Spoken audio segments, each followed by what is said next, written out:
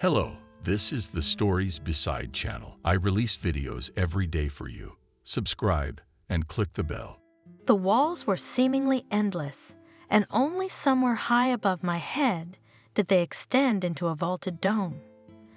The endless shelves of books on the sides of the room were awe-inspiring to some, but frightening to others, and lamps were already lit on tables here and there.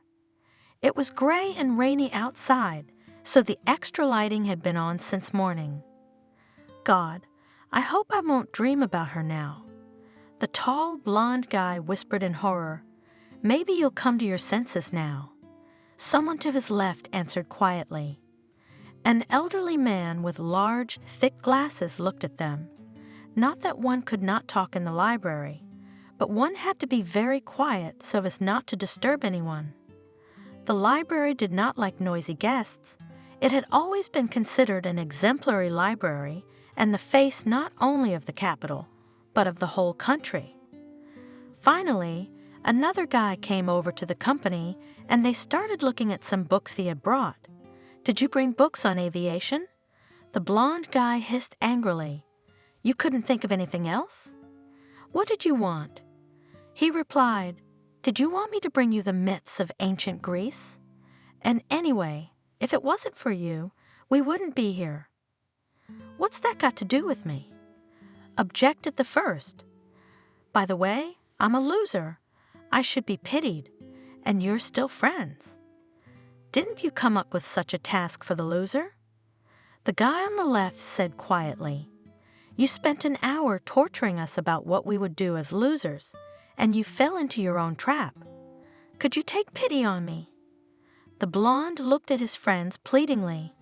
"Yeah, Ethan, have you ever shown pity for us?" The friend threw angrily. "You wouldn't let us live if we gave up your sick fantasies. Now you'll have to fulfill your delusions yourself." Ethan, Eric, and Brian had been friends for several years. Initially, they had all been in the same year at the Aviation Institute, but if it hadn't been for Ethan's mischief and debauchery, he would have been in his 4th year of full-time study with his friends. Ethan Parker was the son of the mayor of the city. He was a difficult guy. His father had suffered so much with him that when Ethan graduated from high school, he literally wanted to give him to a military school or enroll him in the army on contract. "Ethan," angrily yelled at his son by his father, "will you ever stop? I can't stand you anymore. I'll either disown you or give you a contract somewhere in Africa. Why did you punch James in the face? Let him watch his mouth." The boy replied, "I didn't ask him to meddle in my business. So because you stole his motorcycle, he had to stand there and smile. My dad could barely contain himself. I'd have ridden around for half an hour and put him back." Crossing his arms on his chest arrogantly, replied the son, "Everyone rides on my bike." Ethan was not a greedy guy, and everyone knew it. He shared the last of his money, and for that he was forgiven his sins. "Ethan, that's enough. Matthew said at last, there will be no home for you, that's it. You're going to Boston to study. What do I need it for?" "I don't want to go there. You know how much I hate Boston. I'm done." His father looked at him sternly. "I asked you nicely not to touch anyone in our town, did I? And you? You're nothing but trouble. You'll go to military school." "No, not that." Ethan begged him. "I'll run away anyway, hiding from them and you somewhere." "Well, then you'll have to pay the compensation yourself," calmly replied the man. "Anyone who enrolled in the military and wants to leave at will must pay a fine, and that's a lot of money." "No, not the military." The son was angry. "All right, I'll even agree to go to Boston, but just someplace else." "Okay, the last option I will offer you, aviation." Matthew looked at him seriously. "How is that different from military?" Ethan yelled in anger. "Is that a choice? You're offering me the same option with a different sauce. Shoes, I have no other options for you. His father finished and left the room. "You can study there yourself." The boy was angry. "What will I do in this military? There is strict discipline. You can't beat your face. You can't go out when you want to. I'd rather go to the aviation. If I die during a parachute jump, I'll know later." Although Ethan had to jump several times during his studies, but nothing terrible happened. He went to the engineering faculty, and there they didn't do all that practical stuff very often. Mostly they climbed around the barns where the airplanes were and studied them. For the first few days, Ethan walked around as gloomy as a cloud. They put him in a 3-room apartment, and he was alone for the time being. The next room, a 2-room apartment, was already occupied, and there was a nerd from the village, and he couldn't talk to him about anything. He only thought about his studies. The other guy later turned out to be a real asshole, but Ethan didn't know anything about it, but he didn't like him from the beginning. 2 days later, the door to his room opened and a stranger appeared on the doorstep with bags. He was puffing and trying to hold the door open. "Can you help me?" He shouted unhappily to Ethan. "My mom stuffed half the city into this bag, and I don't know how I got it all in." Ethan jumped up from the bed and helped drag the giant bag. The guys tiredly sat down on the bed. "Eric." The stranger held out his hand. "I'm from Austin." Ethan shook his hand. "Neighbor." "Houston." And gave him the street and number of his house, laughing. "Did you tell me that in case you get lost in Boston?" Eric laughed. "Okay, now I'll know where to find you." At first, Ethan couldn't decide whether he liked Eric or not, but as time went on, he was lucky to have friends in his life. "Let's peel potatoes. We'll cook dinner," said Ethan the neighbor. "Eric, are you serious?" The guide looked at him in amazement. "Can't we go to the canteen? Have you seen the prices here?" He asked calmly. "If I go to canteens, I'll starve to death in a week. So you give me potatoes, and I'll cook something delicious." "Eric, you're a real cook." Ethan was licking his plate tonight. "I don't even have a mom who cooks this good, that's for sure. Where'd you learn how to do that?" "We have one mom, and she has 5 children," answered the neighbor. "I'm the oldest, so I could do everything. Otherwise, we wouldn't survive." Ethan was the only son in the family and had never thought about siblings, but what Eric had told him was a real revelation. In fact, for Eric, studying was of the utmost importance. His mother had no money, but since she was a widow with many children, her oldest son was given a free place to study in Boston. Eric planned to immediately get a job in the evenings and not only study, but also help his mother with money. Because of this, the boy settled forever in Ethan's heart. 3 more days passed, and there was a knock on their door. The boys were lying on their beds and answered in one voice to come in. The door opened and a skinny guy with acne on his face appeared on the doorstep. "Hi, I guess I'm here to see you." The stranger smiled, and his smile transformed the whole room. "Boy, are you sure you're here to see us?" Ethan joked with him. "The 8th grade is in the building next door. Check with the superintendent." The stranger didn't take it as an insult. He laughed loudly and sat down on the empty bed. "But can you imagine how lucky I'll be in my old age?" He laughed. "You will be decrepit grandfathers with big bellies, and it's like I'm still 20 years old." "Well, immortal, welcome." With a serious face, Eric said, "I hope you're not Koshchei." He laughed. "Imagine that, yes." The boy supported him. "Except my death isn't in a needle, and you won't find it." "Judging by the fact that you got into aviation," Eric muttered, "it must be in vodka or heron. You'll probably be on an airplane protecting her from enemies, won't you?" The guys laughed merrily. They were so different, but then again, as they realized later, they were very lucky from it. "Brian, the stranger finally calmed down. I'm here to see you from Waterloo. To answer your question, I don't walk or ski." Thus began a strong friendship between three very different guys.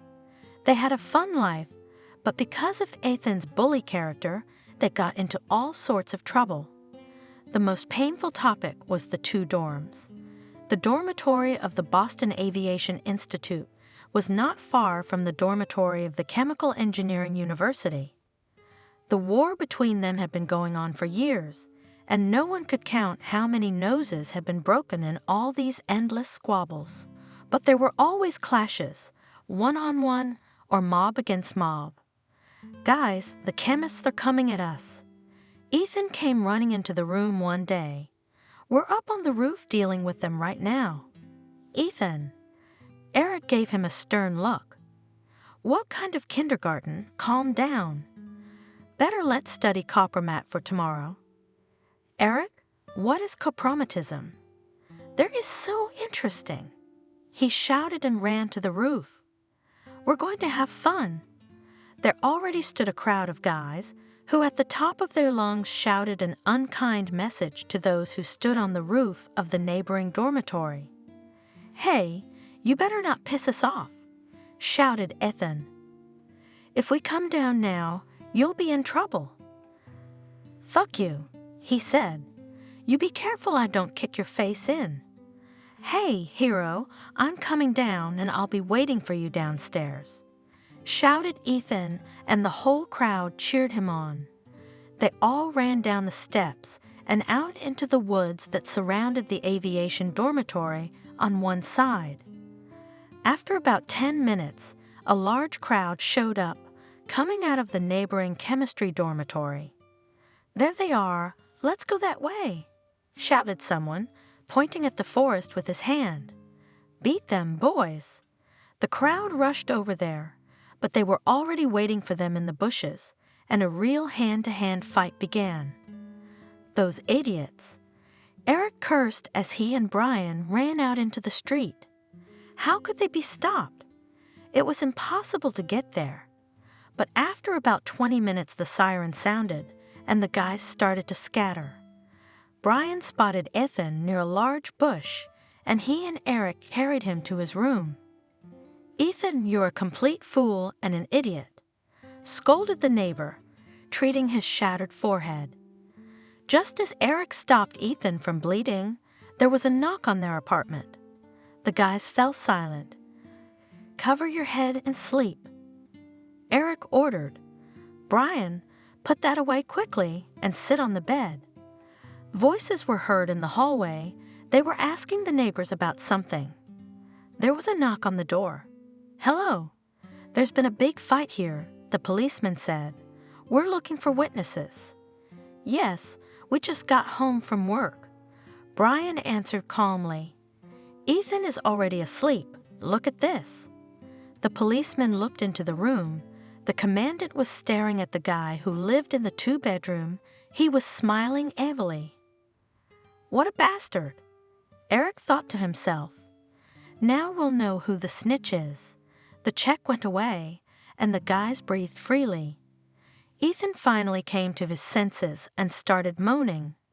His left arm was dislocated. "What an asshole," scolded Eric at him. "Why the hell did you go in there?" "Don't yell, it hurts enough," Ethan said through his tears. "Try to pull it out."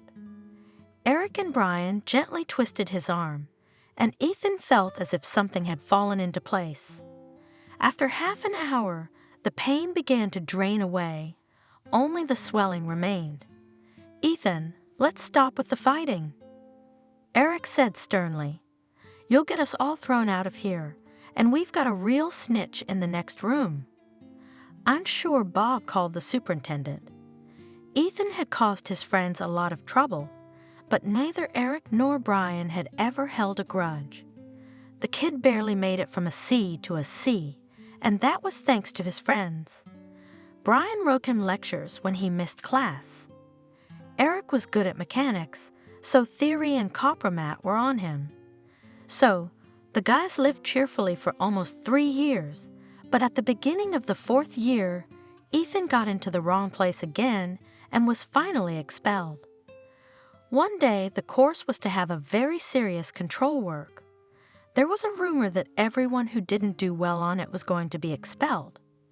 Eric and Brian, of course, were worried, but fortunately or not, Ethan accidentally went to the teacher and on his desk saw the answers to all the problems that were in the test. The guy quickly took a picture of everything. He wanted to carefully distribute the answers to all the guys in his group, but Ethan got excited and went to the restroom with Brian to discuss it.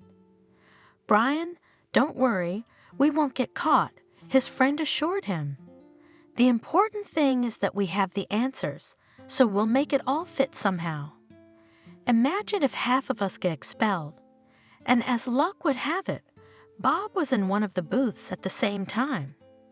He waited until Ethan and Brian left and went to the dean, who listened to him but didn't say anything. Maybe that was to the dean's advantage. The quiz went well with no F's in the group, but a few days later the dean approached Ethan. "Ethan Parker, you're expelled."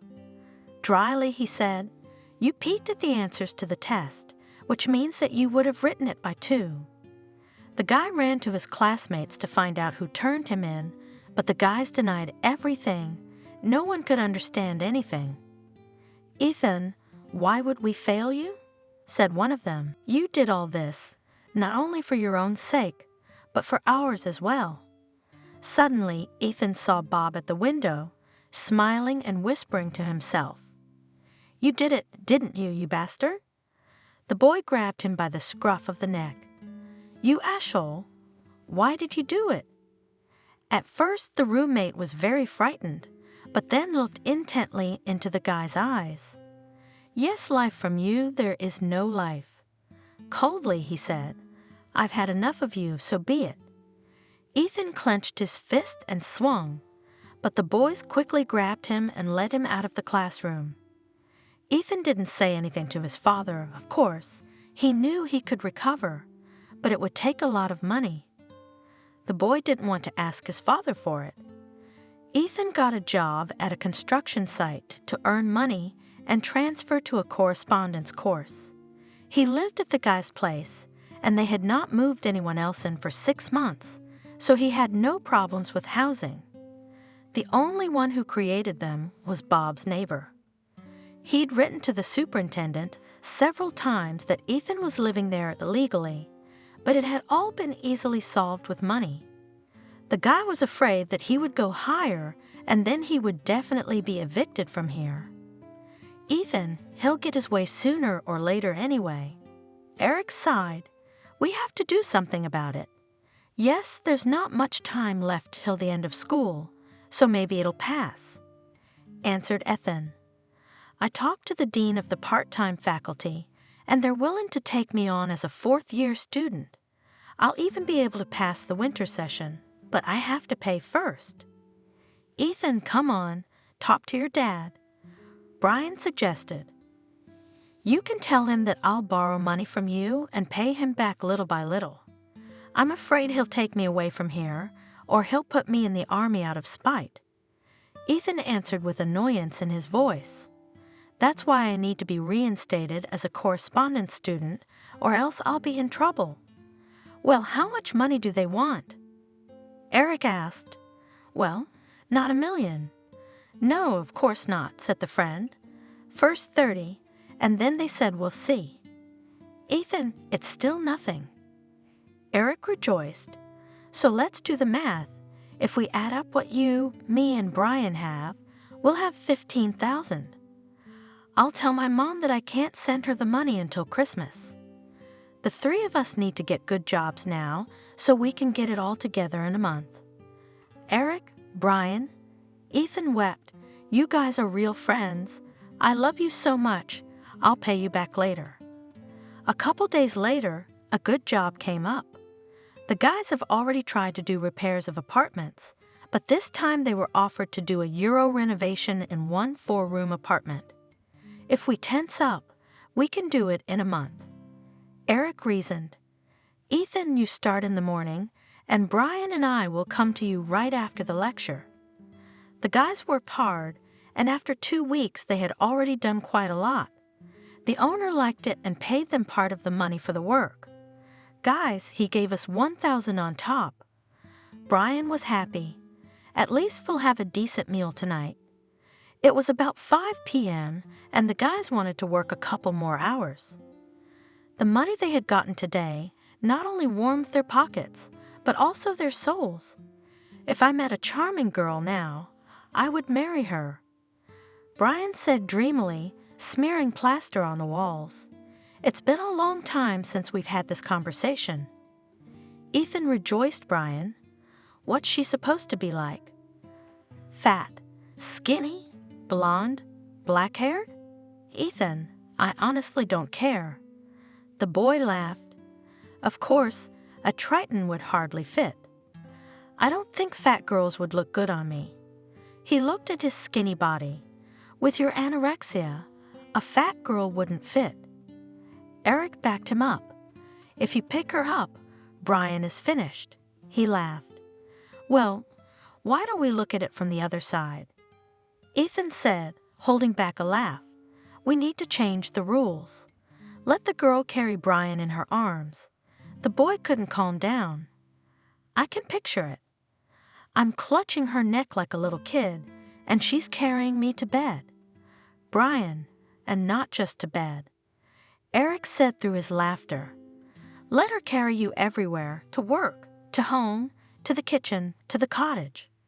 "Oh, I don't like this kind of family life," Brian sighed. "To be honest, I would like the girl to be smart first of all, so that she and I would have something to talk about.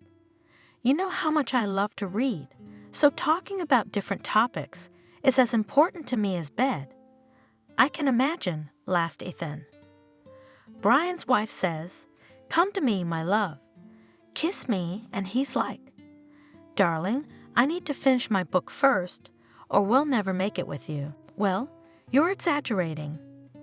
Brian said, offended, "I can do this kind of thing without a book. I just wish I could meet a girl like that in my life." "Ethan, what kind of girl do you want?" Eric asked unexpectedly. "I don't think he'd look at anyone but a busty blonde." "Blondes, of course, yes." Ethan said dreamily. "The main thing is that she has to be beautiful." "Eric, are you staying?" His friend looked at him questioningly. "For me, it's all about character," he replied. "I'm in favor of everything to discuss honestly. I do not like in relationships. No games, no lies." "What's wrong? You have to say right away." That day, the guys arrived home late. They quickly prepared dinner and opened a beer. "Shall we play a game?" Ethan suggested. "Let's go on some unusual mission."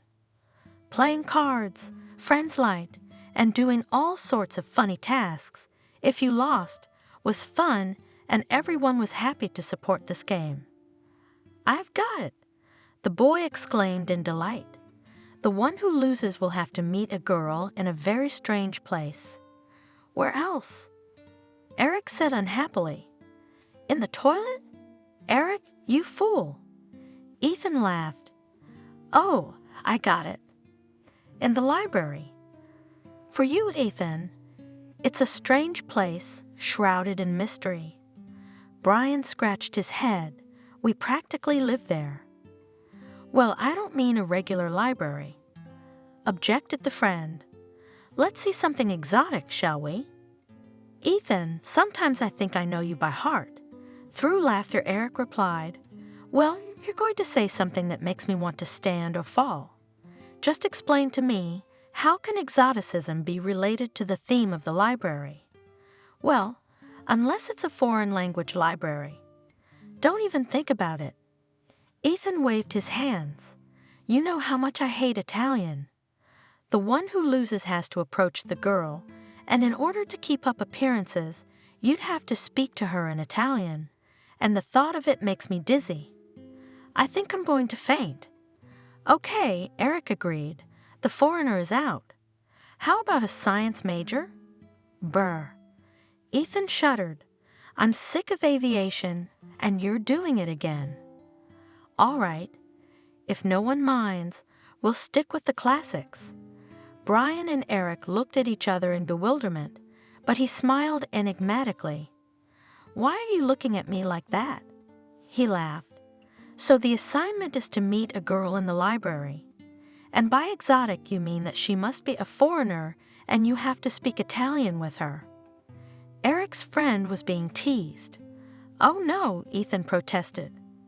The girl should only be spoken to in English. When the planted fool on Ethan on a mission. Eric winked mysteriously at Brian. Ethan sat with his hair all tousled. Eric and Brian smiled contentedly. You're teaming up, and that's not fair. The guy wouldn't stop. You set this whole thing up so I'd go to the library for once in my life. And more. Brian laughed. Don't forget, you have to meet a girl there. Where am I going to find a beautiful blonde there? Ethan pouted. They're all ugly and have huge glasses, and I'd die just looking at them. We believe in you, man. Eric laughed. You can swing your fists, right and left, but now from the other side, prove your manhood. The guys decided to go to the library to celebrate the end of the apartment renovation. Just in time to talk about Ethan rebuilding. Is that any way to celebrate? Ethan muttered unhappily. Well, can we at least go to a club after this torture? No. The friends said in unison. You shouldn't go clubbing. You're deciding your fate. We're going to choose a bride for you and Hugh. In the library? Are you out of your mind? My friend protested. Do you want me to marry her later? Why not? Eric could hardly contain his laughter. If the girl turns out to be good, then we can think about marriage. Now don't you two get on my nerves. Ethan got up from his bed. The deal was just to meet some girl, that's all. We'll see about that. Brian couldn't help himself. If you fall in love, you'll only go to the library to see her. Ethan regretted that he'd thought of such a task for the loser. He thought arrogantly that someone else would lose at cards, but not him. He was not prepared for such a turn of events. 2 more weeks flew by quickly, and the repair was finally finished. The owner of the apartment paid the students in full and thanked them. The guys were happy to be back home. Well, Ethan, on Monday, you can take a correspondence course, said Eric. I wouldn't even advise you to try here. The dean will only go for the big bucks. John told me that a guy from another class wanted to reinstate. He asked for twice as much money as we gave you. I realized it was a dead end, Ethan sighed. As long as I don't get kicked out of my dorm.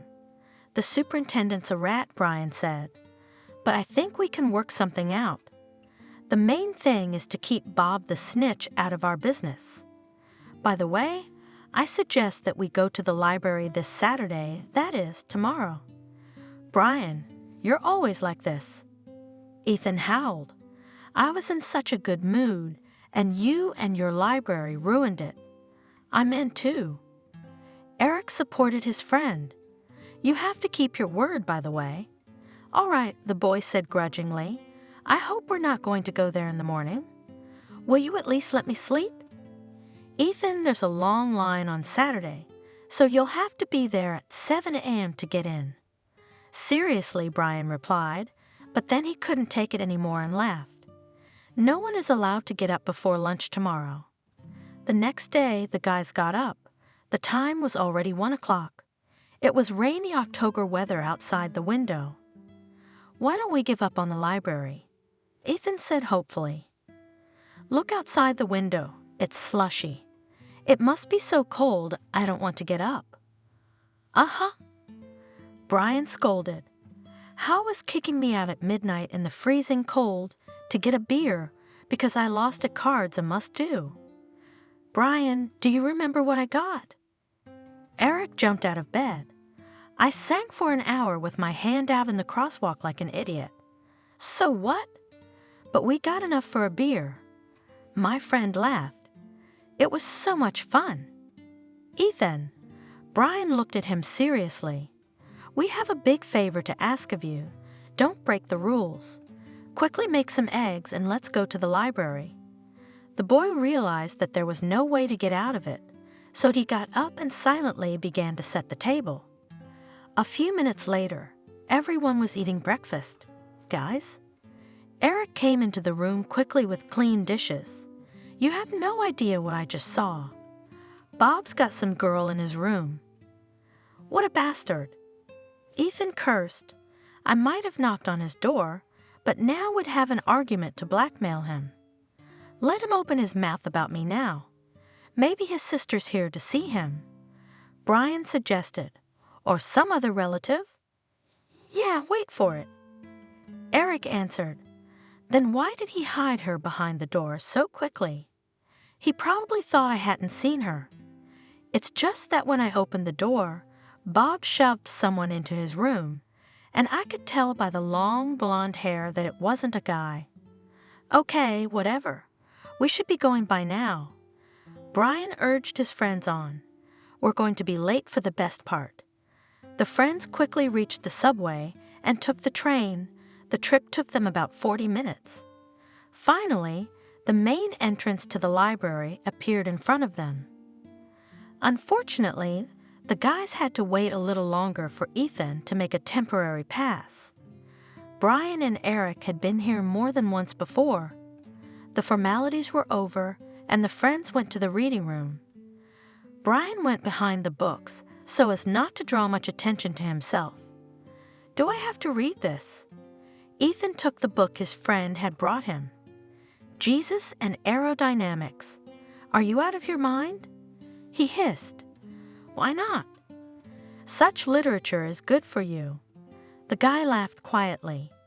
"You read and look around at the same time." "I've already looked around." Ethan was angry. "There's no one here but men in glasses or ladies of balsamic age or older." "Look over there." Eric gently pointed to the far table. "I don't know." The friend whispered unhappily. "She has at least one plus. She's young." "So, where's the restroom?" "We go straight ahead and then left and then asked." Brian laughed. "Just your way through it." "How do I look?" Ethan stroked his hair with his hand. "Am I a handsome guy?" "Very." Eric clamped his mouth shut to keep from laughing. "Go look at her and win. We believe in you." "Learn, boys." Ethan stood from the table and slowly made his way to the stranger's table. The guy walked and looked around. He wanted to make sure this was the best choice, but unfortunately for him, all other options were for men over 50. "Oh, sorry," Ethan pronounced, inadvertently hitting the stranger's table. "I've been here since this morning, and my head's not working and my legs are splayed." "I understand." The girl smiled. "Granite of science is a damn hard stone." She took off her glasses and laughed softly. "Do you chew on it?" Supported the theme stranger. "Do you have reinforced concrete or just some logarithms?" "I have only atoms and molecules, but they are very difficult to catch." The girl laughed. "Concrete would be better." "Don't tell me you're a chemistry major with a scare," asked Ethan. "Yes," replied the stranger proudly. "Are you there too? You must be a senior, right?" "To my great happiness, no," he replied. "We are not friends with yours at all. We are real enemies." "Ah, you're from the aviation school." The girl smiled. "Honestly, I can't think of anything else." "That's the one." "Ethan." The guy held out his hand. "Well then, shall we get acquainted? I hope you're not afraid to tell me your name because of our blood war." "I'm not afraid." With a grin, the girl replied. "Claire, but I'll tell you right away, I'm not involved in your political squabbles." "Yes, me neither," sighed the guy. "It's mostly for young people, and as you can see, I'm too old for this sort of thing. I'm a fourth-year student, you know." "All right, Grandpa Ethan." The girl snickered at him.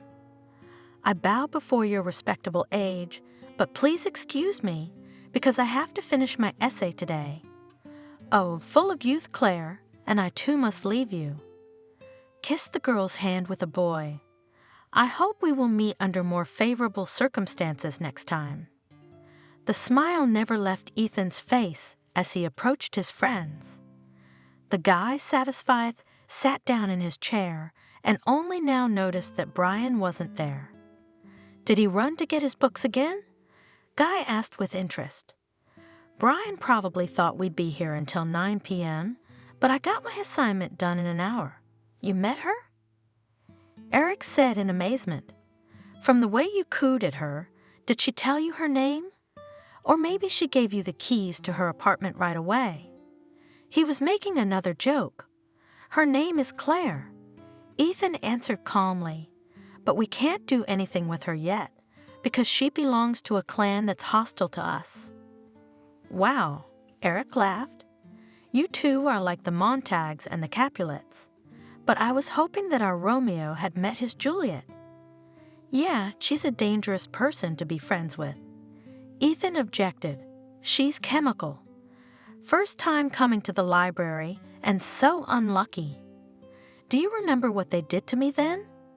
The boy looked at his hand. I'll never forgive them for that. Where's Brian? I don't know. Eric whispered. He said he went to the bathroom. Maybe he ran into someone he knew on the way. The friends waited for Brian for over an hour, and finally he showed up. Ethan immediately wanted to leave the library after meeting Claire, but they were nowhere without Brian. Are you constipated in there? In anger, he said. We've been waiting for you for almost 2 hours. Well, you've only been waiting for me for an hour, the friend replied calmly. I had business to attend to. I had an important meeting.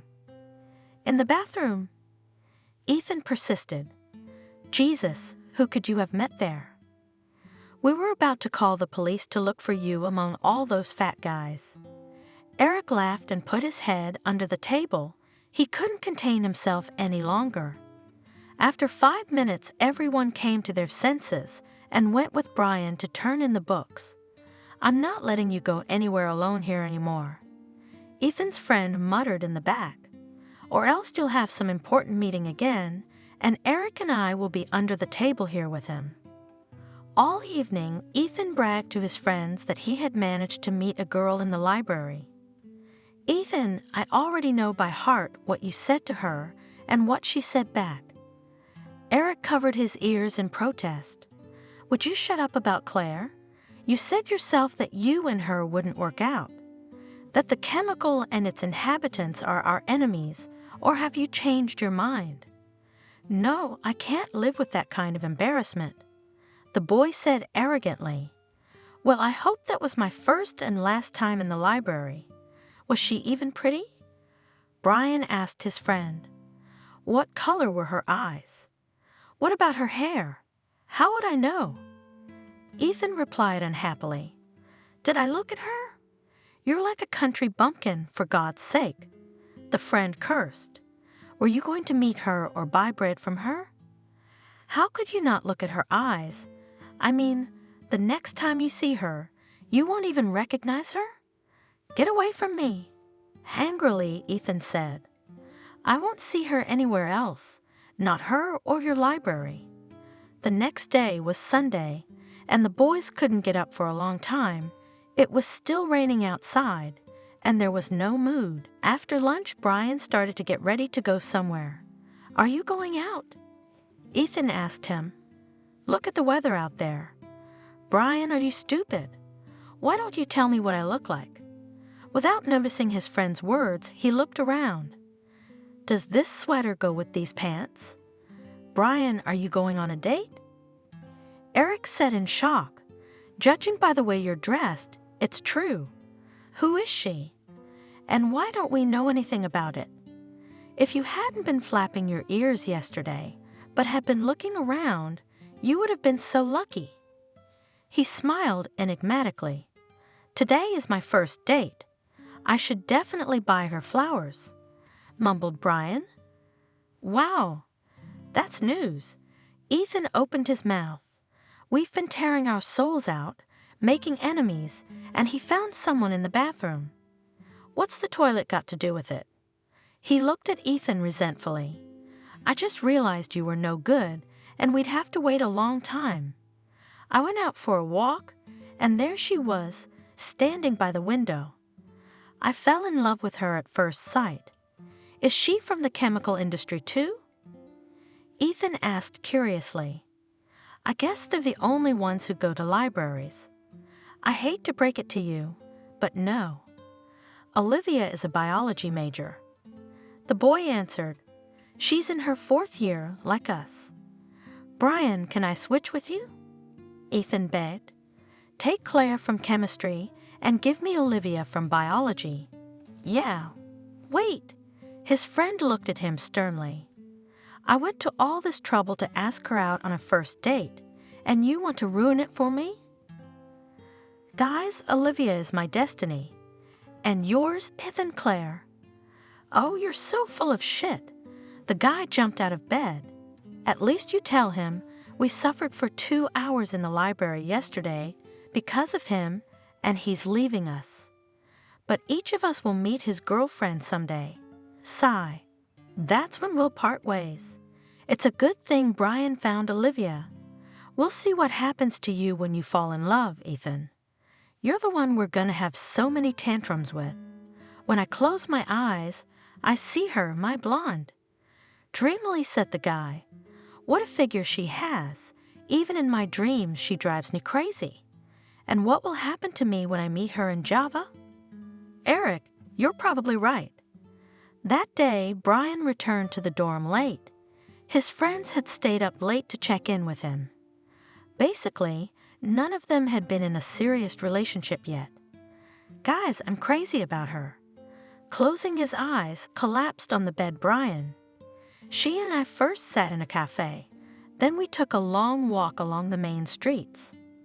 Olivia likes to read too. We couldn't stop. We wanted to tell each other everything about each other in one evening. I think she liked me too. At least Olivia agreed to a second date.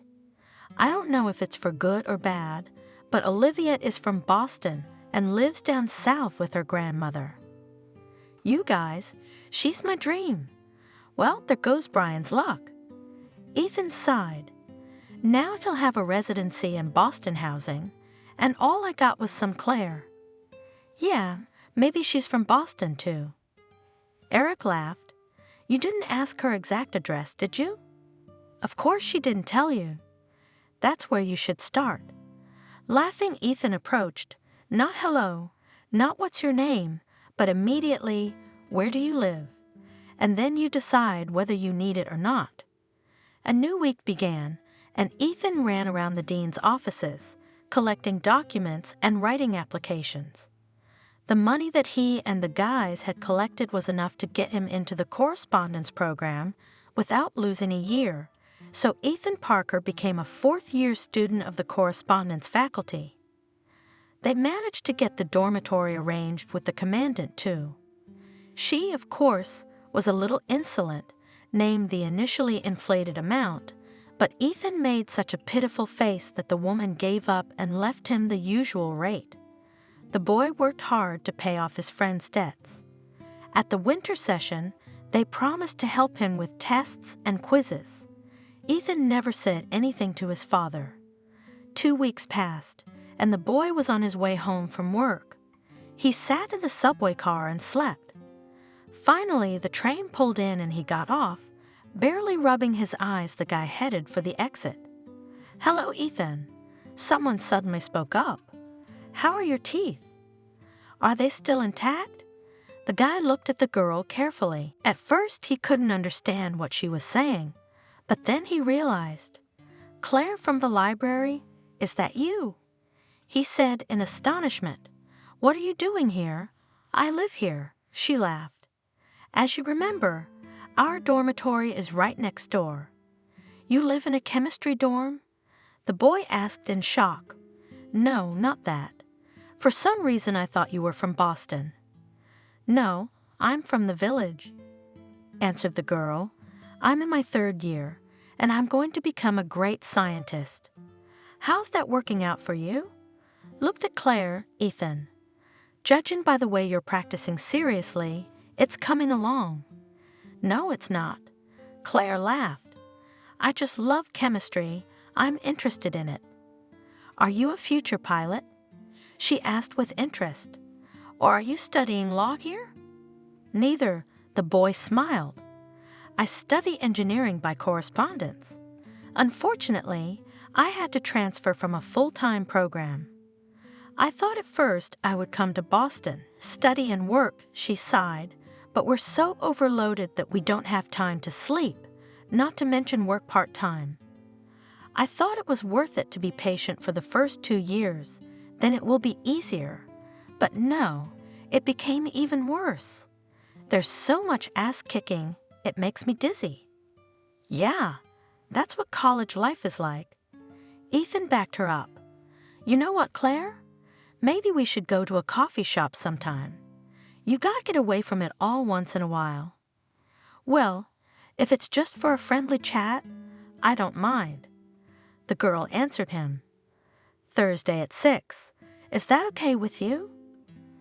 Claire, can't you just call me by my first name? The guy looked at her pleadingly. I'm sick of this formality. Ethan, can we meet at the cafe on Thursday at 6? The girl laughed. It's not far from here. Deal. The boy held out his hand to the girl. Coffee and cakes from me, and in general, whatever you want to eat. The girl nodded and went into the entryway. Ethan only now noticed that he was standing outside the chemistry dormitory. I'm a traitor. He whispered to himself that he had willingly come into the enemy's camp and surrendered to him. Aviation will never forgive me for this. The guy was in no mood to go up to his room. The guys were already home. Brian was reading some textbook. Eric was making some sketches. Why are you in a mood? Brian asked his friend when he came in. Did something happen to you? Are you sick? I'm a traitor. Ethan said with annoyance in his voice. You have no idea where I was just now. I went to see the chemists. Were you dealing with them again? Eric looked at him in horror. Ethan, did you fight again? Worse, he sat down on his bed. It's all your fault with your library. Come on, let's go. What's wrong? His friends couldn't understand. Did you get caught for the last time you fought? I took a girl there today. Finally, he confessed. Remember Claire from the library? She happens to live in their dorm. I ran into her by chance today. I didn't even realize I'd walked her to the chemistry dorm. I was a fool to invite her to the cafeteria on Thursday. Oh my God, I'm so stupid. Brian threw down his textbook. You should be glad she's coming to your place on a date. Maybe this girl will finally talk some sense into you, and you'll stop being scared of chemistry. I'm not afraid of her, he replied dryly. I just hate her. They're all arrogant and insolent. What's the girl got to do with it? Eric asked him. Did she run on the rooftops with you and swing her fists? Honestly, Ethan, you're like a child sometimes. You're 21 years old now, so it's time to grow up. It's a matter of honor and dignity for me. The guy said, if I started being friends with them, I wouldn't respect myself. Okay, then we'll keep Claire. Eric laughed. Will it save her from your revenge? It's true what Brian said. You should be glad the girl agreed to go to the cafe with you, or you'll be 70 by the time you wait for your blonde. Ethan first decided that he wouldn't go to the cafe, but when Thursday came, he was drawn there by some inner force. The guy just threw on his jacket and went to meet Claire, and it was one of the best evenings of his life. Claire turned out to be a very humorous girl that laughed and joked all evening. Ethan thought he was even busting a gut. The girl's charm was unparalleled. Claire, you're a fun person to be with, Ethan said, barely stopping his laughter. I don't know how your molecules and atoms don't go crazy for you. Oh, Ethan, sometimes they do. The girl laughed. You know, everybody's experiment is going fine, but mine, something explodes or some foam comes out of the test tube. In general, I'm a bit of a chemist, but it's people like you that make geniuses. The guy looked at her and thought, so she has green eyes and long brown hair, and when she takes off her glasses, she becomes very beautiful. What's it like? Ethan was asked curiously by his friends when he returned from his date. Claire is a nice girl, he said. Even though she's not blonde, I like her. She's easy to be with, and she's like she understands me right off the bat. And what about the beautiful blonde? Through laughter said Eric, have you already forgotten about her? No. Ethan looked at him. Even though Claire has green eyes and brown hair, she's beautiful too. It doesn't even bother you that she's chemical. Brian looked at him intently. Not anymore, calmly replied the guy. He lay down on his bed and turned his back to the wall. Something's not right. Eric wanted to make a joke. Ethan must have fallen in love with Claire. After the first date, Ethan wasn't really looking forward to seeing the girl again, but inside he was drawn to her. Claire told him that on Saturdays she was usually studying at the library. So the guy couldn't stand it, and he was going to meet her this weekend. Where are you going so pretty? Ethan asked Brian as he started to get ready. Isn't it your day off? It's a day off. He answered seriously. I'm going to the library. I have to meet Claire. God, who would have thought our jokes would be true? Eric said in shock. Ethan, are you really going to the library for her? Yes, the boy said shortly. You told me yourself that she was going to be my fiancée, so what's the big deal? Or did you, as usual, change your mind? No, I haven't. Brian got up from the bed. We're all for it. I'm leaving for Olivia's in an hour or two, by the way. So, Eric, you're the only one left. But if it happens to me, believe me, you'll be the first people I tell about it. The guy replied and laughed. Sometimes I think it's not me, but she'll find me. Yeah, she'll knock on our door and say, Eric, I'm here to see you. Brian laughed. You've got a referral from the Celestial office, so sign it. Ethan made himself a temporary pass and went to the reading room. He looked around and saw Claire at the far table. The girl was writing something. Hello, he whispered. I see that you have a total lawlessness in the chemistry department. It is necessary to abuse your students like that. Aha! Survival of the fittest. Claire laughed. Ethan, hi. Are you working? Or are you here for moral support? The latter. The guy smiled. God, how have you been sitting here for so many hours? When I look around, I get this image of all these cabinets piling up on top of us and us climbing out from under the books. I thought so at first, too, the girl said, holding back a laugh. I even went over to them to check if they were stable. Were you wobbling them from side to side? Ethan couldn't take it.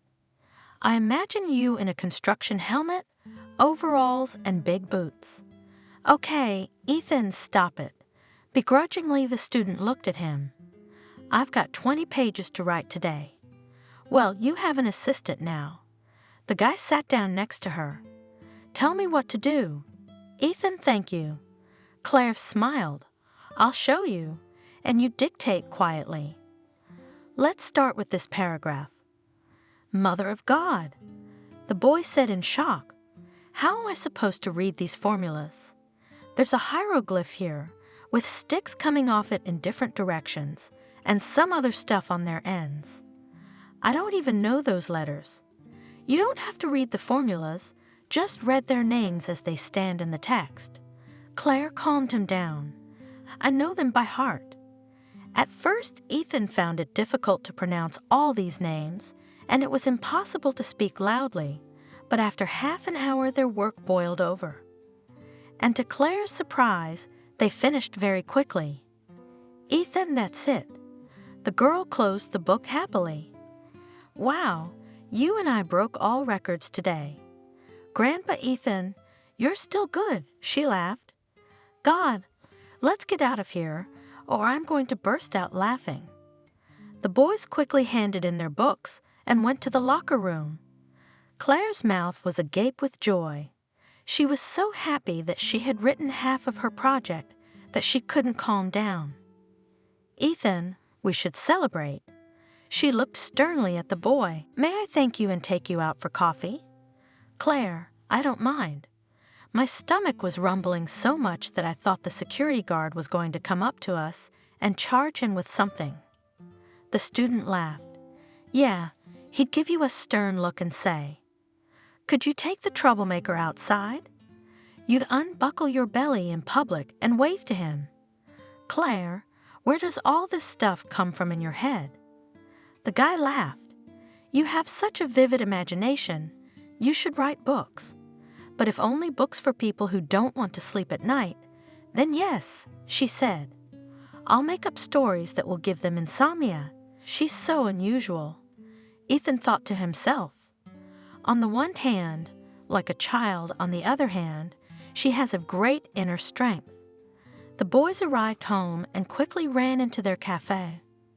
A few minutes later, a hot pizza and 2 large glasses of coffee were smoking on their table. "Ethan, I'm so grateful to you." The girl looked at the guy. "If it weren't for you, I'd be at the library all day tomorrow." The boy looked into her green eyes, and it seemed to him that they had become a big, clear lake, into which he dived, and it was very pleasant to swim in it. "Ethan," Claire's voice came to him. "Would you like some ice cream? The strawberry and chocolate ones here are delicious. I'll pay for it." "Go ahead," he smiled. "But the ice cream will be on me, and don't even protest." Claire was so easy to talk to Ethan that it seemed like they had been friends for years, but that night, the guy had a new feeling for her. "Ethan, what are you doing?"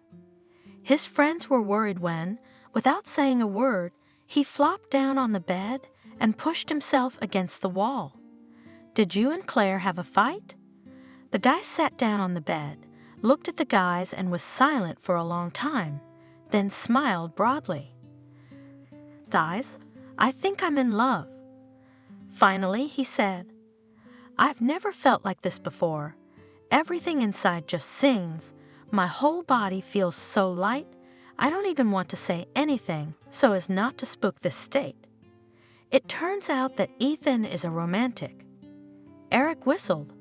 Who would have thought that behind his powerful fists there was our friend's vulnerable soul? "I'm honestly afraid of one thing." Ethan sighed.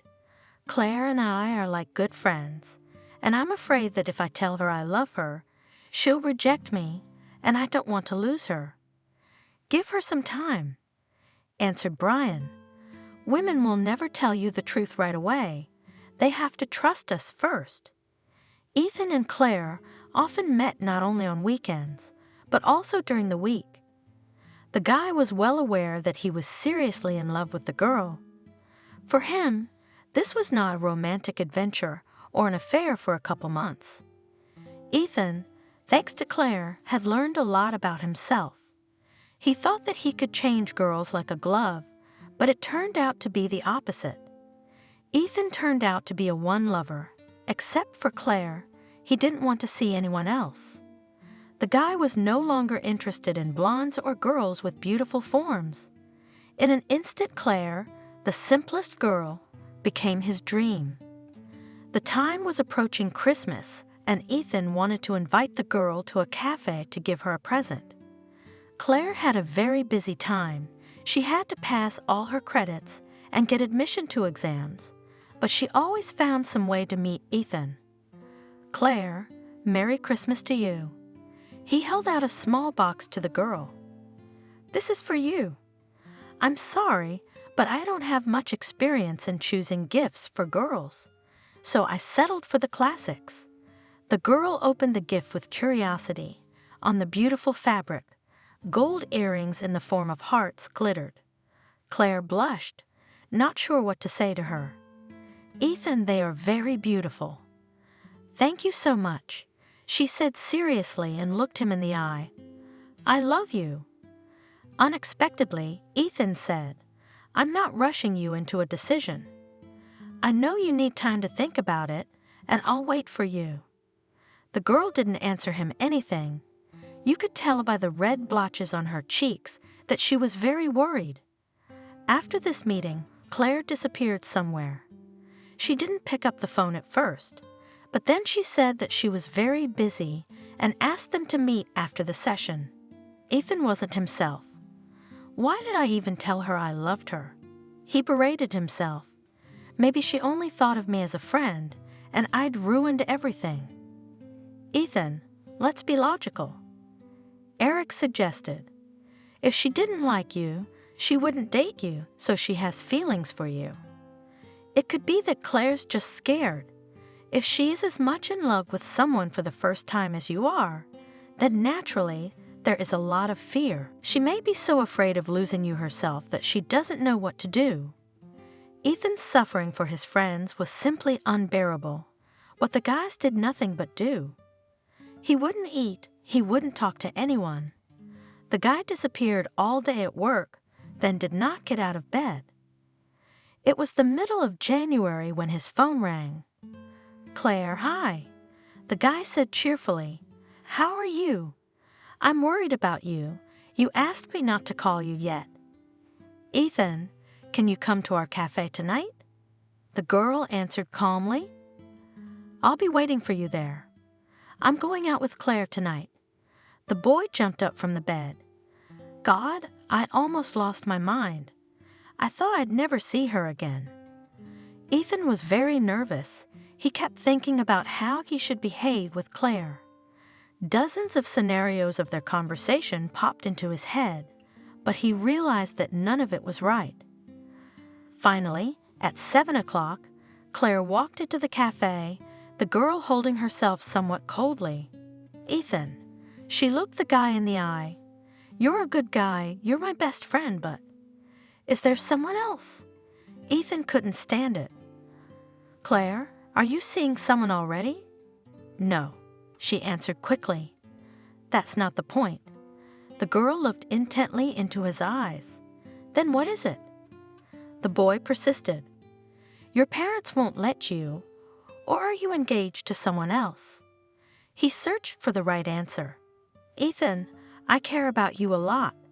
Claire lowered her eyes. "But we'd better break up now, because the longer we're together, the more I love you. But if you meet someone else in your life, I won't survive it." "I don't know how to explain it to you." "Why would I meet someone else, Claire?" Ethan wondered. "I love you. I don't need anyone else. Can you understand that?" "Claire, I can't go on without you. Why should we both suffer now?" "I need you, do you hear me? And I need you." The girl cried. "But I'm so afraid of losing you that I don't want to live." "Why should you lose me?" Ethan was indignant. "Silly girl. Claire, I don't care about anyone. I live because I have you. I don't need anyone else." From that day on, Claire and Ethan began what they call a serious relationship. "Claire," Ethan once said to a girl, "this year let us pass quietly, and the next year, you'll be in the 4th year, we'll get married on May holidays, then you and I will have a year left." "Ethan, I love you so much." The girl kissed the guy. "Then after the wedding we can rent an apartment. You know, one of my professors suggested that I write my thesis for him. So he said that from the 5th year, I can work part-time in his laboratory, we can eat on this money, and on your salary to pay for the apartment. Ethan, I know you'd like me to stay home with the kids, but you know my personality. I can't do it without my chemistry." "I know." The guy laughed. "That's why I'm not gonna say anything against it. When you get tired of your chemistry, then you'll sit at home." The next year, in August, another wedding was planned. Brian and Olivia, after graduation, wanted to get married and have a celebration for their loved ones. Before Christmas, Brian officially introduced his girlfriend to his friends. They celebrated the occasion in a cafe. Ethan, on March 8, gathered all his friends and introduced Claire to them and Olivia. "Eric, you're the only one left," Ethan once told him. "Well, why don't we play a game and come up with some quest for you to meet your dream?" "But I can find her without your cards," he laughed. "It's May, and I have a very good feeling about it." The end of the school year created a big fuss at the Institute. Brian had gone somewhere else, so Eric stood quietly looking out the window. "Excuse me, who's Eric?" There was a melodious voice.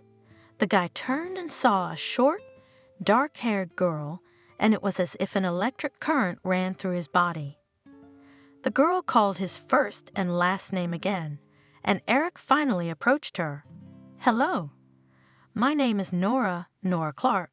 She formally introduced herself. "You and I are being sent to Germany together for an internship." "An internship?" the boy asked in shock. "To Germany?" He couldn't believe what she was saying. "I'm shocked myself." The girl smiled. "My supervisor just told me. He asked me to find you. We need to come to him immediately. He will explain everything to us." The girl quickly walked towards the helicopter engineering department. Eric had so many questions in his head that he could hardly contain himself not to pounce on Nora. 15 minutes later they were there. "Hello, Eric," extended his hand to the guy, a nice stocky man. "My name is Christian. I'm the vice dean of this faculty and a professor at the same time." He laughed. "What do I call you?" "Eric?" "Hello, Christian." The student shook hands with the professor. Well, Eric, I'll keep you in mind for now, and seriously we'll talk after the lectures." The professor spoke quickly. "So you and Nora are going on an internship to Germany this July. It will be more of a familiarization trip, but I'm sure the Germans will still surprise you with something. You will go as a future aircraft engineer and will represent airplanes. There was a competition, and your dean insisted that you be chosen. And from the helicopters, Nora will go. She is a genius in the field of helicopter construction." Eric looked at the girl with his mouth open. They had 2 girls on the engineering first year, but they then transferred, but that the designer of helicopter designer was a girl, and even so fragile, the guy could not believe it. "Guys, she looks like a 9th grader. She even has a childish face." Eric told his friends with delight. "And this little girl builds helicopters. I'm totally shocked.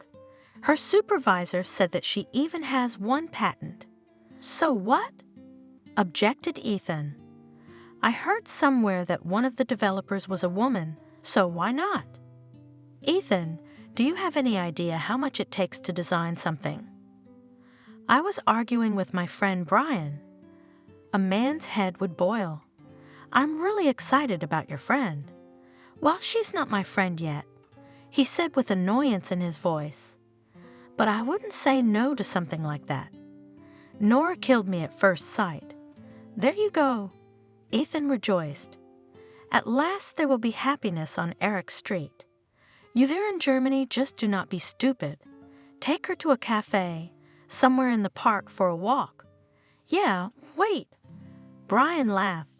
"They will talk about their airplanes and helicopters all day long, and in general, we have a friend who has reached such a high position, and we are still sitting without beer. Ethan, you've got nothing to do anyway. Go to the store. We should celebrate Eric's success. How about something more serious?" The guide looked at his friends. "Champagne or wine?" "No, we have a strict teacher tomorrow." The guys all said the same thing. "He'll blow our minds." The friends were madly happy for Eric. Of course, they realized that the boy deserved it. Eric had worked so hard to finish aviation well that it couldn't go unnoticed. The kid's mother and his siblings were crazy about the news. His neighbors even threw a party outside in Eric's honor. The session flew by quickly, and Eric and Nora went to Stuttgart, Germany, for an internship. The guys quickly found common topics for conversation. They didn't even need to look for them, despite the difference in specialization. They toured hangars and went on excursions together. Nora kept striking Eric. On the one hand, there was a kind of simplicity about her. The girl was from a deep village. None of her parents even had an education, but since childhood, little Nora all the time mastered something. When she was 16, she was already in the village repairing farm machinery. It seemed that there was no limit to her ingenuity and intelligence, but in her dreams there was only the sky. At first, Nora wanted to design passenger planes, but with time the girl realized that it is not so easy to come up with something new in this field nowadays, and she switched to helicopters and light planes. The chairman of the village made a lot of effort to knock out for the genius, a place in Boston at the Aviation Institute. The girl's lively mind immediately caught the eye. She seemed to be able to solve any problem, and from this side, she took everything seriously. Eric did not know how to approach her at first, and only in the last week he invited Nora to a cafe. "You know, Eric, I really like it here."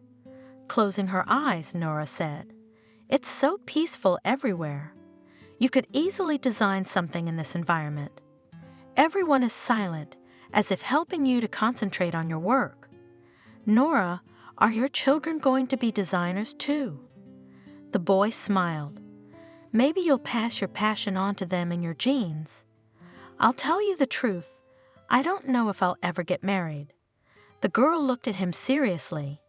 "My unusualness, not every young man will suit. Normal guys won't even look at me. So maybe I, like many inventors, will be alone all my life." Nora sighed. "Nora, you're an amazing girl." Eric said fondly, "You really are extraordinary, but that makes you even more valuable." The girl blushed. No one had ever looked at her as a woman. Of course she, like everyone else, dreamed of true love, but guys were never interested in her as a girl. Nora had gotten used to the idea that no one wanted her. "Thank you, Eric," she said shyly. "I'm sorry, I don't get compliments like that very often. You know, you have so many qualities that I just can't list them all." He replied, "But you're also honest, and that's the most important quality for me." Nora and Eric returned home and brought not only a lot of impressions, but also the fire of love that was burning in their hearts. "Nora, I'll have to go home at the airport," Eric told the girl, "but as soon as I get back in the 20s of August, you and I will definitely meet." "Okay," she smiled. "I'll be back in Boston on the 25th, and I'll be waiting for us to meet." They reached the subway and boarded the train together. Unfortunately, Nora's dormitory was in a different location, so Eric didn't walk her home. "Eric, the friends were happy to see us." "Hi, guys. I'm so happy to see you. Let's set the table and celebrate my arrival. I brought you real German beer and their famous sausages. Well, shall we have a drink?" Ethan raised his bottle. "I'm going to kiss you." All evening the friends discussed Eric's trip. It seemed that he had already told about everything, but there were more and more questions. "How is it going with Nora?"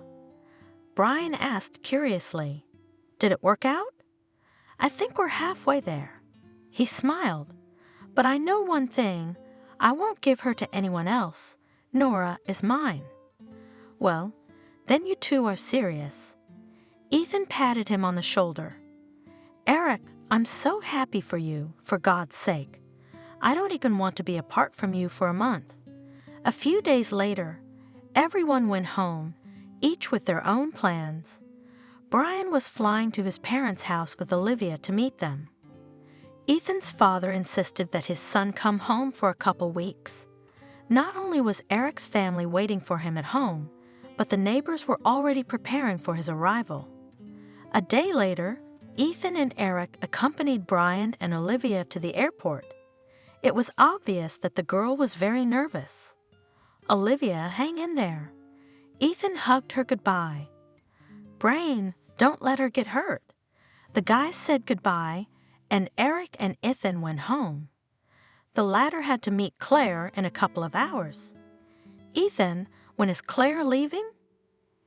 Eric asked his friend, "Don't you want to go with her?" "I'd love to." The boy answered with annoyance in his voice. "She and I planned it that way, but my father is bugging me. He wants me to come home right away. Claire is leaving by train tomorrow, and we're going to buy presents for her relatives today. You know, I envy you guys." The guy sighed. "You have everything well, all the crises have passed, and we with Nora, all this is yet to come. It's okay, buddy." Ethan patted him on the shoulder. "Your Nora's not going anywhere. Soon you'll be traveling to yours like this. I wish it were sooner." Eric sighed dreamily. "It's only been a day, and I miss her already." "Well, come in," the man said cheerfully, opening the gate. "How many years, how many winters?" "Hello, Matthew," answered the guest. "Yes, it's been a long time. Finally, we'll have a nice sit-down tonight." Matthew's guest was his old friend Daniel. He was once his classmate, then went to Boston, and after graduation he moved to Houston. When Ethan was still a teenager, they traveled to see them once, but then things got busy and no one had time to get together. "Doris, is that you?" The landlord said in shock, looking at the beautiful blonde. "God, if I had seen you anywhere, I would never have recognized you." "That's how time flies, Matthew." "Doris is already 22. Daniel laughed. The guests and their hosts were cozy on the terrace. Daniel and his family had come for a few days. In fact, it was not a casual meeting. Daniel was a mid-level businessman, so he always had everything calculated. Back in Boston, Daniel started his own business, and from that time on he only prospered. Not to say that the man was the richest man in the city, but he was in the top 5. Matthew, of course, lived more modestly, but in Houston he was not only the first man, but also the richest. "Well, Matthew, Margaret," the guest said calmly, "maybe we should talk about our children's future. I think the time has come. As far as I understand, Ethan will take your place after you. He's a good kid, too." "Thank God Ethan's outgrown it," the mayor answered. "Yes, Doris would be the most suitable match for him. We have no objections. He's coming tomorrow, by the way, so let him and Doris get reacquainted. Neither he nor she are children, so we'll have to start all over again." "Well, that's good." Daniel rubbed his hands together happily. "We'll both benefit from this union." Doris was a willful girl. Her temper was not easy, but what her father wanted most of all was for his daughter to get out of his sight. For a simple commoner, he did not agree to give her, and then he got the idea to remember his old friends. In fact, Doris had already made a name for herself in Boston. She changed guys so easily that the father was from his daughter just in horror. At first he wanted to send her abroad, but he was afraid that she'd make such a mess there that he wouldn't be able to pay her back for the rest of his life, and dumping her on the shoulders of a hot-tempered Ethan would be a good thing. Maybe the guy would cheat on her. In 2 years, Doris has had 3 weddings, then she had a fight with her fiancé, then she was dumped. In general, a good word for the girl in Boston did not remember the girl, and this did not just hurt her father, but directly affected his reputation. After Doris left her first wedding, cursing with the last words of the groom, Daniel was denied 2 lucrative contracts. The man had already been in the manufacturing, disposable tableware business for many years. His factory was doing well year after year, but Doris seemed to be deliberately trying to ruin it. But now we're finally rid of her. Daniel whispered to his wife at night, "We've had enough of our nerves, and it'll be good for Matthew to be related to us. I'll pay good money for Doris." "Oh, I don't know, Daniel." My wife sighed. "We must pray to God she doesn't make a scandal at the wedding." "Yes, we would only have to hold the wedding, and the rest let her husband already decide with her." The man reasoned. "Hello, Ethan." Doris came out to meet the boy as he entered the courtyard. The mayor's son woke up. In front of him stood a beautiful blonde with a lush bust. The boy looked at her carefully. He tried to figure out who it was, but he couldn't. Doris, on the contrary, behaved naively modest. Her father told her that if the girl would behave well, he would give her her car. After the next wedding 3 months ago, her father took away her car and the keys to the apartment, which he bought for her. So the girl tried with all her might to get her car back, as she called it, and finally move out from her parents. Their surveillance has already got to her, and she dreamed of only one thing, as soon as possible to return home. Doris. She held out her hand to the boy. "Have you forgotten me?" "No." He answered in astonishment. "You've just changed a lot. For the better, I hope." She laughed coquettishly. "Well, welcome home. We've been visiting for a few days now." Ethan didn't quite like having guests at their house, and especially not having Doris here. Maybe Ethan would have been attracted to the girl a few years ago, but now he had grown up a lot, and he looked at life in a completely different way. The only woman in his life was Claire, and he didn't want to change her for anyone else. "Why did you call me?" he asked his father that evening. "I don't think Daniel was crazy to see me. Ethan, you know." Dad was being evasive. It was an accident. Matthew came first, and then his daughter. "Dad, stop bullshitting me."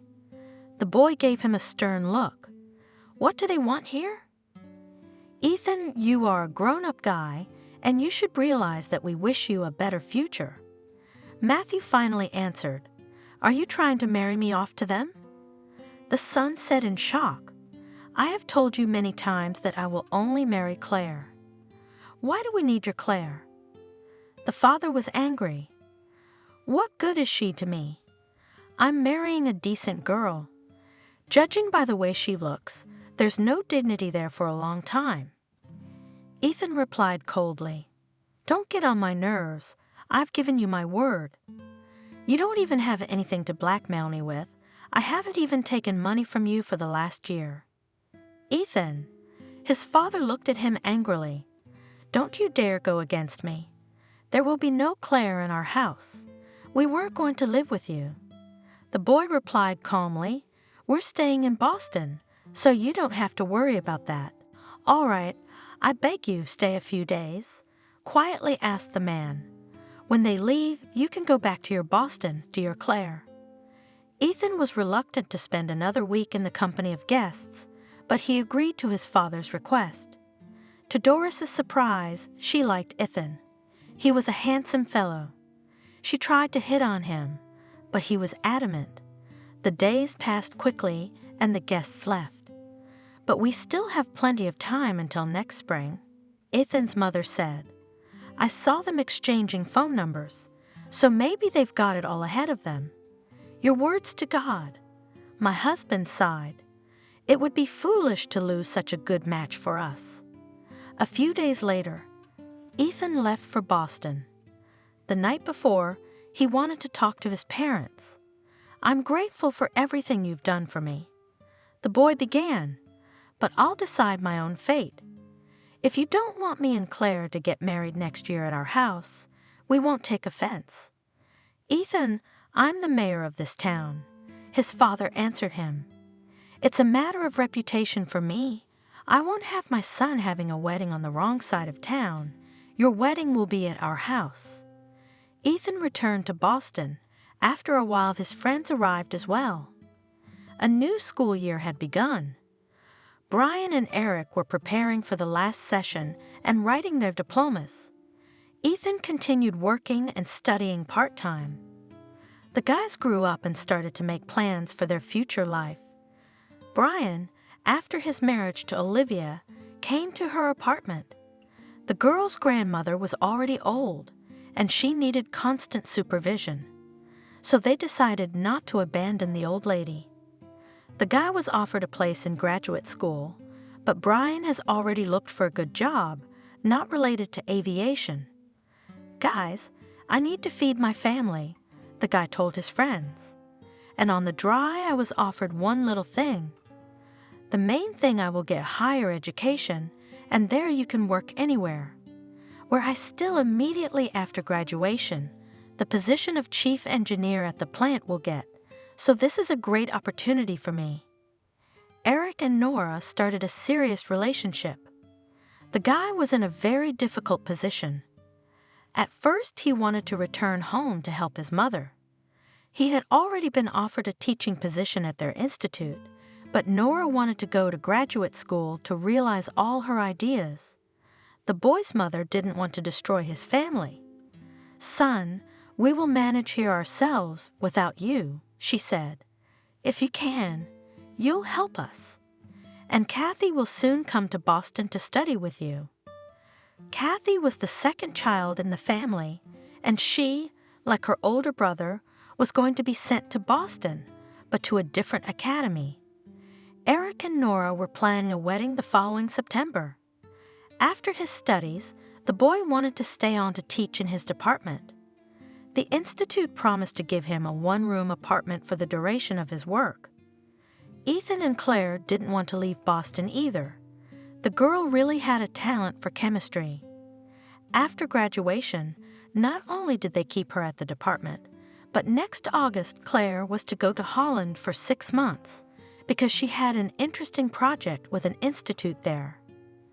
Ethan was to get a visa to Holland after her marriage. Everything was going well, and they lived together as before, but one day Ethan's phone rang. "Ethan," someone sobbed into the receiver.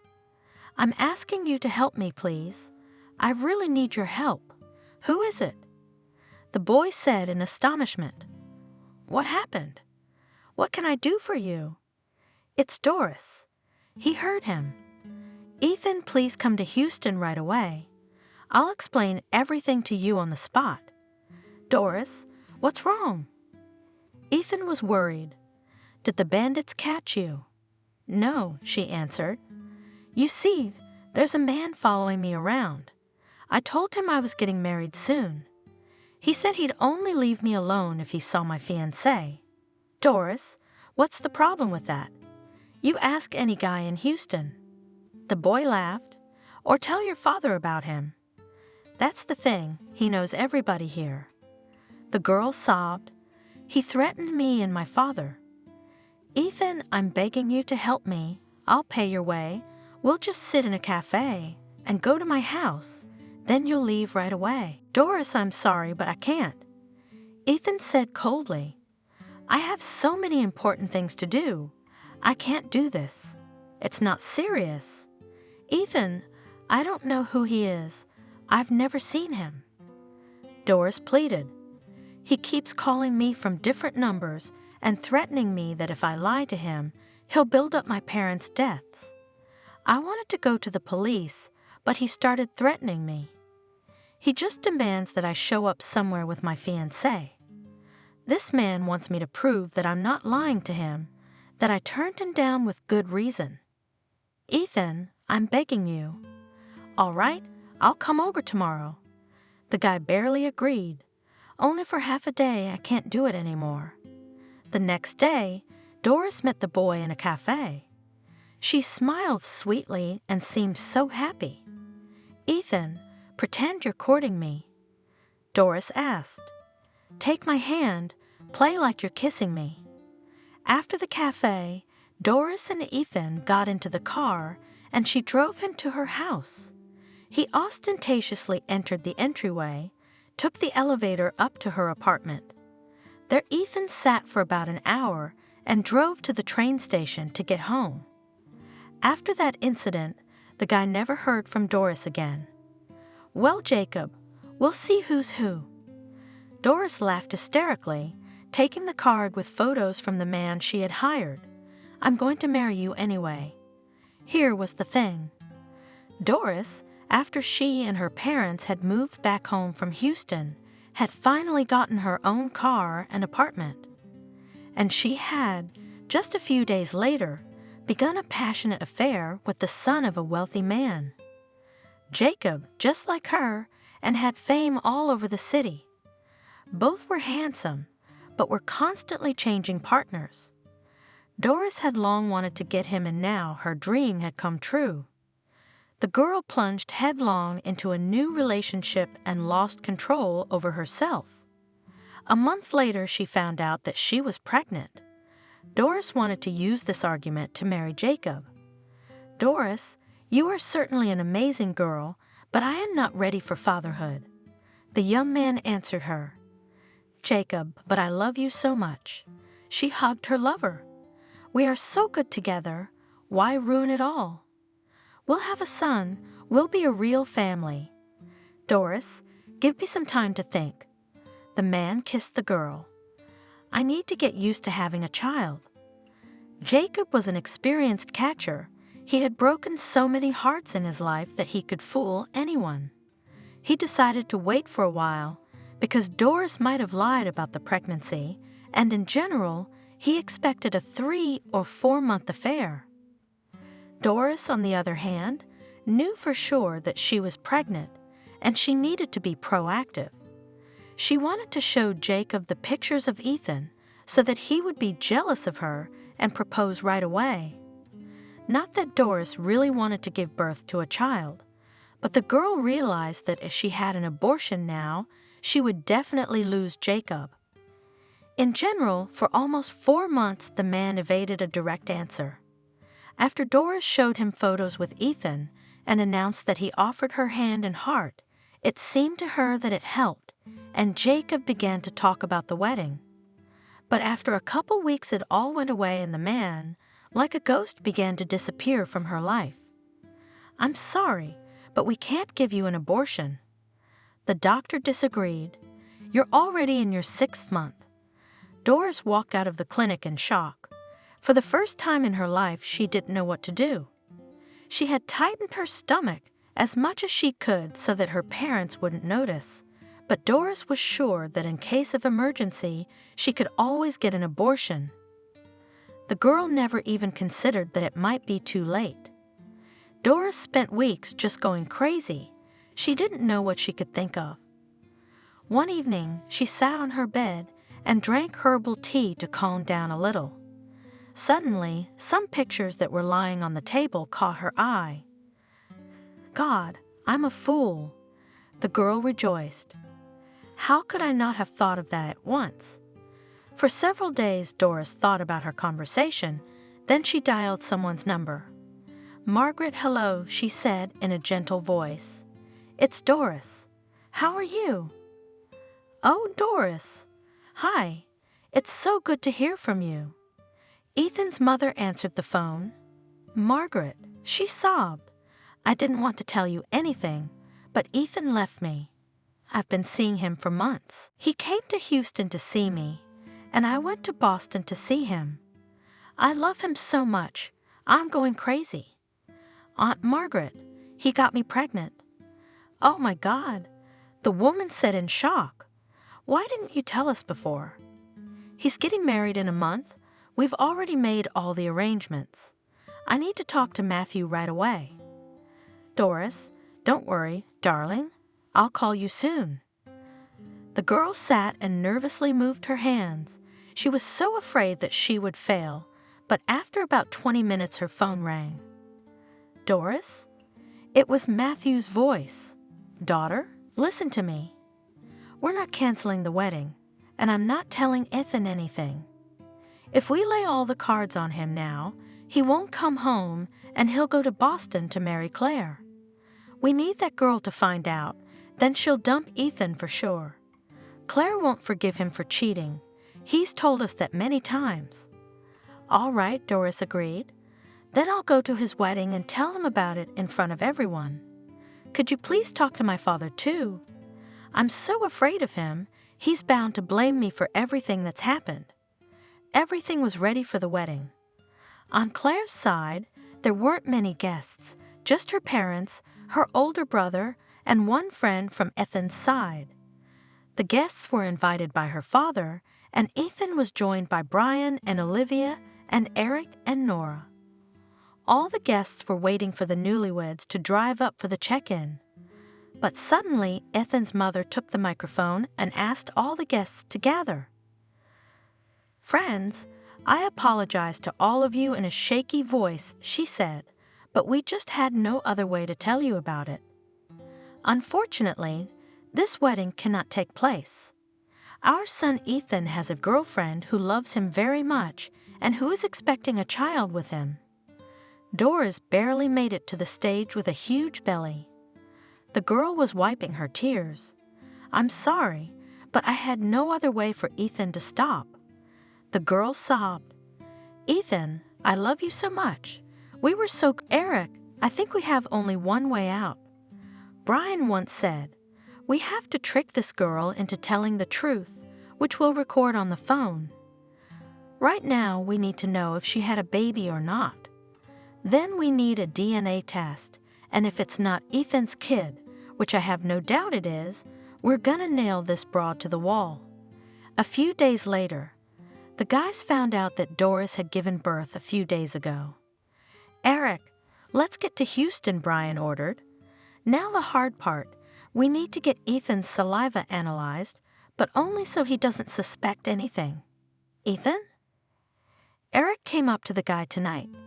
"We all got tested for some kind of dangerous virus today. The commandant said it's mandatory. I'll get a nurse for you in the morning." The guys made arrangements with one lab and asked that no one tell Ethan anything. They had half a day to get everything organized. The next day, early in the morning, Ethan's saliva was taken before work. The guy drove to work, and his friends and the lab tech rushed to Houston. "You realize this is a very delicate matter," Matcherly explained to the head doctor of the maternity ward, Brian. "Paul, he was a real hero, invented a new kind of fighter, and the motherland is very proud of him. He was posthumously given a prize of a very large sum, but it has come to our attention that Doris had a child by him. You must realize that we can't give that money to her child without proof. We need to do a DNA test. Well, if that's what the state decides, fine." The doctor finally agreed. "Let your nurse put on a robe and take a test from the child, or then I will be accused of all this, if suddenly he is not his child, and the money was transferred to his account." The guys were very worried, but after 5 days it was confirmed what they thought: there was no relation. "All right, Eric. Now it's your turn." Brian laughed. "We need to nail this woman so that she won't be able to say a word." A few days later, the friends went to Houston again. Ethan was so depressed that he didn't even realize his friends were doing something behind his back. "Doris?" asked a young man in a hat and glasses when the girl opened the door. "Could we have a serious talk with you?" "What do you want from me?" She answered sharply. "I don't know you. I'm Ethan's attorney. We have a DNA paternity test, and you have a criminal record. In your case, you're looking at up to 2 years in prison. Do you know who my father is?" Doris screamed in rage. "Get out of here. I'll call the police. So you'd better get dressed and put the child somewhere, because you will be taken away by the police." Eric answered calmly. "You still don't want to talk to me? My client will stop at nothing to put you in jail for slander. Either you tell me the whole truth, or we will push for you in court for 2 years in prison. What do you want me to do?" Doris was frightened. "Come in. I'll tell you everything." About half an hour passed. In Eric's pocket, their whole conversation was recorded by a cell phone. "Okay, I'll talk to my client, so that he withdraws his lawsuit, leaving Doris's apartment that the guy, "I beg you, please understand my situation. I have a small child." Doris cried, "I think you don't need to worry anymore." The guest calmed her down. "I'll call him now, and we'll stop this business, so neither you nor your baby will get hurt. Goodbye. I will hope for your promise." The girl shouted at him one last time. "Why did you make this mess?" Eric cursed to himself. What's your child got to do with it? A real fool, how can you put a child in such danger? The next day, Eric and Brian waited for Claire near the institute. She was due to leave in a few days. "Claire, I'm asking you to listen to us." A guy approached the girl. "Ethan is not guilty of anything. Here is the proof." The guy handed the girl the results of the DNA test. Then Eric turned on the tape. "Oh my God!" I burst into tears and threw myself on the guy's neck. "Brian, I love him so much I can't be without him." I don't know how I ever survived that. It was almost 8 when Ethan got home from work. Eric and Brian were going somewhere. "Ethan will be there soon." Eric said, "We're going to run to the store next door." Just as they left, the door to the room opened. Ethan was lying on the bed with his eyes closed. "Ethan, I'm sorry." The boy heard a familiar voice and jumped up sharply on the bed. "Claire?" He couldn't believe his eyes. "Claire, I love you so much." He kissed the girl. "God, I almost went crazy. I can't live without you, my love." "Ethan, I can't live without you either." She sobbed. "I don't need anyone but you." Subscribe and click the bell. The Posh Club was packed to the brim. Today, a famous rock band was performing here, and rich spectators, who had booked tables in advance, were lazily sipping cocktails, smiling and chatting, shortening their time in the VIP zone. Fireworks. A young guy in branded ripped jeans and a Versus jacket plopped down on the empty seat. "Oh, there's our Liam." A blonde girl in a dress, more like a combination, caught his shoulder with long shining fingernails and imprinted a long and bright kiss on his cheek. "Where the hell are you? They're about to start." "They won't start without me." Grinning, the boy replied, "Fine him, fine him, fine him for being late." The girl shouted, "Pour." Someone's obliging hands quickly filled the glasses with viscous, amber-colored liquid. "Here you go, thank you." The guy tilted his head slightly and downed the contents in one fell swoop. "Cheers, cheers." The audience echoed once again, supporting the simple toasts. And as if on cue, the duty musical accompaniment began to wane. The lights went out, except for the dim little table lamps on the VIP tables, and the stage was illuminated with bright flashes of rapidly changing electric lights. Quickly galloping, shaking guitars, performers jumped on stage, and the hall exploded with screams and squeals, banging and whistling. The audience sang along to the musicians with pleasure, especially at the table where sat a recently arrived guy, the owner of a bright appearance on which foolish, gullible girls bite so much. His whole life at a more or less conscious age had gone on brightly and viciously. He knew no denial or lack of anything, and whatever he desired was always entirely at his service, whether it was people or things. Liam, as he was called by his parents, was from a family of a financial tycoon, owner of factories, cars, steamships, in the words of a famous poet. From childhood, he was sure that the whole world was created for people like him, and of course, for him to a much greater extent. No one ever dared to contradict him. In a private kindergarten, if the teachers tried something timidly object to his pranks, they immediately lost their jobs. At home, his mother only wiped away tears, trying to instill in her son at least some norms of accepted behavior. And his father, a stern man with a rich criminal past, only encouraged the hare. He was sure that otherwise he would grow up to be a wimp. In this world, you need time to bring everyone to their knees before someone else does it to you. He often said to his growing son.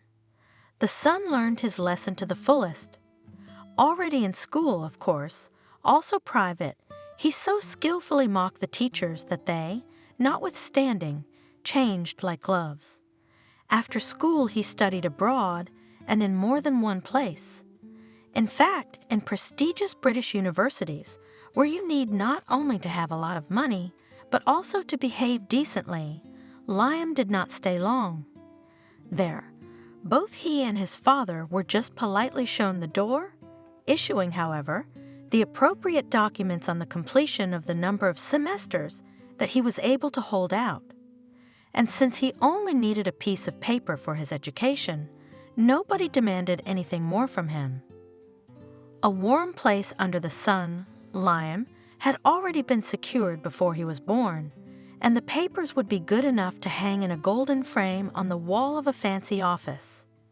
Thus, having completed his education, the young major seamlessly and organically joined the community of the same, like himself, pro-lifers, regulars of nightclubs, regular buyers of elite boutiques, owners of expensive yachts and racing cars, the price tag of which was calculated by the same number of zeros, which equaled their rich inner world.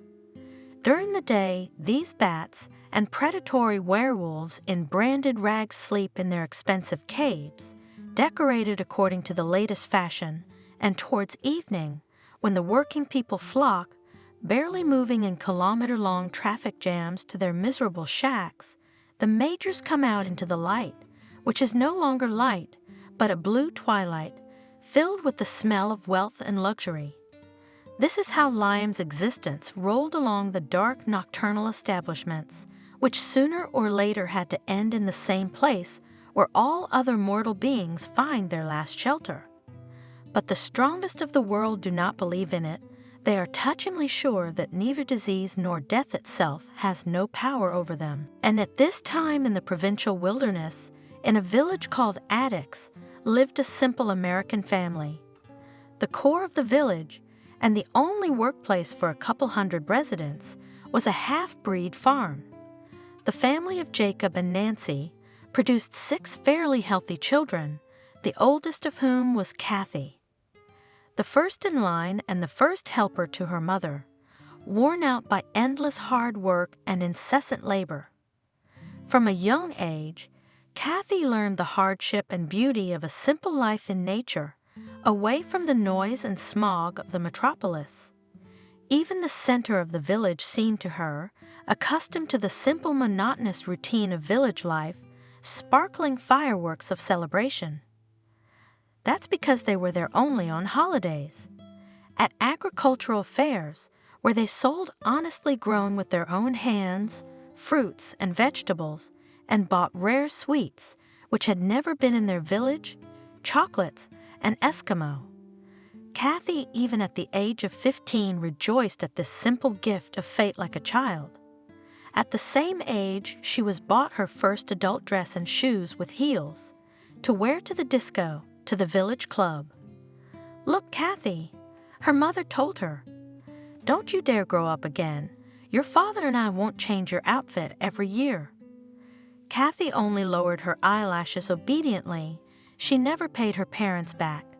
They saved on everything. Kathy's daily routine was to rise at 5:30, no matter what time of year it was, wash up with ice water from a bucket for half a minute, and feed the cattle, cows, pigs, goats. Then Mother went to milk, and Kathy at that time prepared breakfast for the whole family, porridge, boiled eggs, bread from yesterday's dough, emitted a huge bubble in a wooden bowl. There were enough troubles in the village, but there were good things too. Does life consist only of everyday life and difficulties? and snow slides and summer berries, a field of spaciousness, the smell of honey, strawberries, and herbs. How did you go mushrooming? What baskets did you carry? Carrot tops, shining caps with copper greens, were salted in large basins, transferred into fried glass jars and into the cellar. The closest of Kathy's family was an old grandmother, her father's mother. She lived in a separate half of the house and was widowed long ago.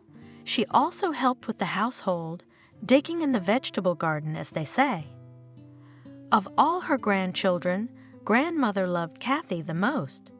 She took her to her house for a sleepover, gave her tea with herbs, baked pancakes, and sometimes let her sleep in the morning. But most of all, Kathy loved her grandmother's stories. Grandmother knew a lot of stories about mermaids living in the pool, about unknown animals that deep in the forest buried, about mysterious creatures that live near us, behind the stove, under the bench, in old baths. Little Kathy listened to it, opening her mouth, and then retold it to her mother and the younger ones, for which her mother always scolded her grandmother, saying, "Why do you make a child's head up?"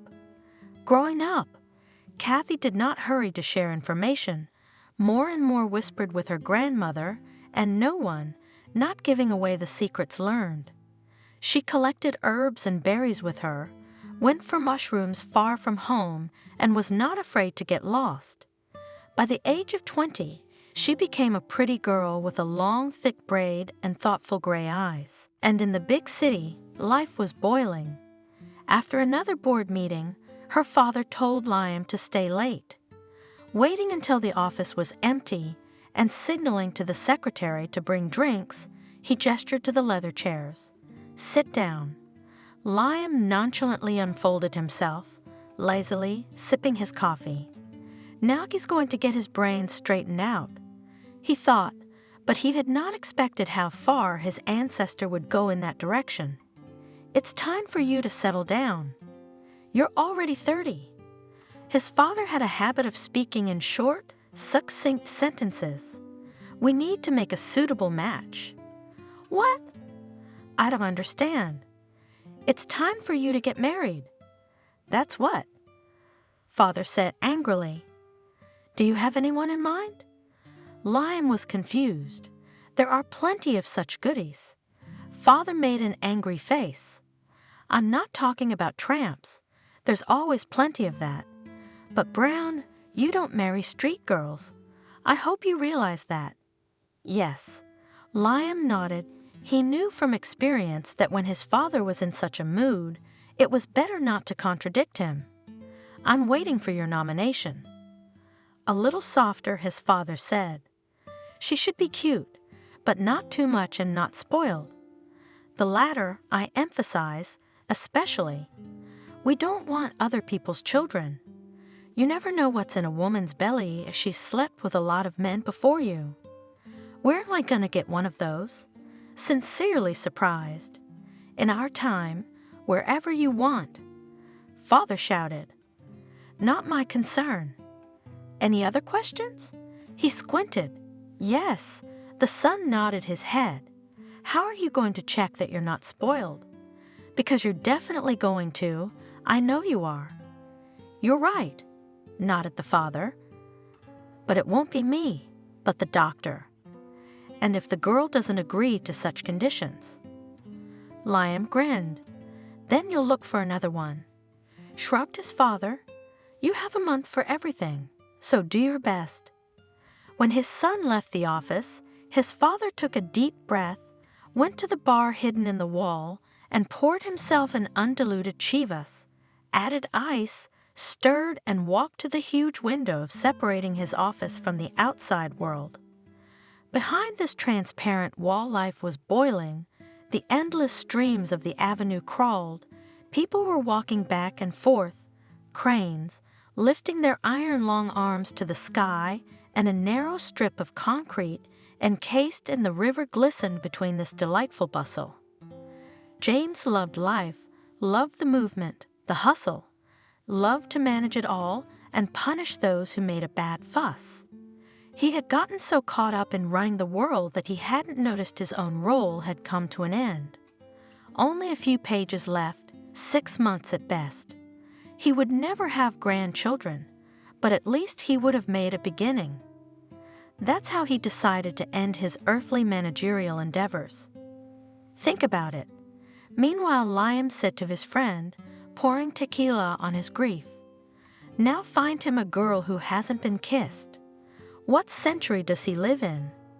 Should I look for her in kindergarten? I'm sick of your attitude. Why in the kindergarten?" The interlocutor smirked. "There are simpler options. You know, there are such fans, just this kind of strawberries." Well, Liam was interested. Where do they pick them? "In the villages," he said, putting his foot on his leg and smiling. "In the village clubs." In the village clubs? Liam had absolutely no idea what that was. His world consisted of metropolitan mazes, foreign resorts, and clean European towns. "Look," his friend patiently told him. "You take a car, type in the Navigator Rural Club, and choose some on the horns of hell there.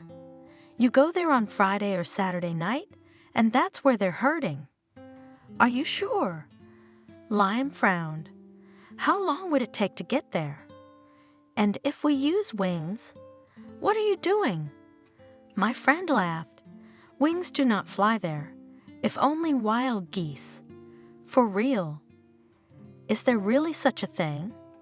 Liam thought, holding the leather steering wheel of his cool Audi with one hand. The old man's going mad. He drove off alone, so as not to embarrass himself by jabbing his finger into the middle of the list. There was a country club in Attucks. That's where he'd rushed off to get this idiotic task over with. He wasn't going to get married at all. Liam was really angry with his father, but there was nothing he could do about it. To hell with him. He'd get his own daughter-in-law if he had to. But I'm not going to jump around like a chained man. We'll sit in the house, as glued and children to do. That thought calmed the furious Liam down a bit. A few hours later, tired and sleep-deprived, he finally reached the end point of his route. He got out of the car and swore out loud. He had never seen such squalor before. The low one-story building made of gray, sometimes painted bricks, most of all resembled a stable. In his mind, of course.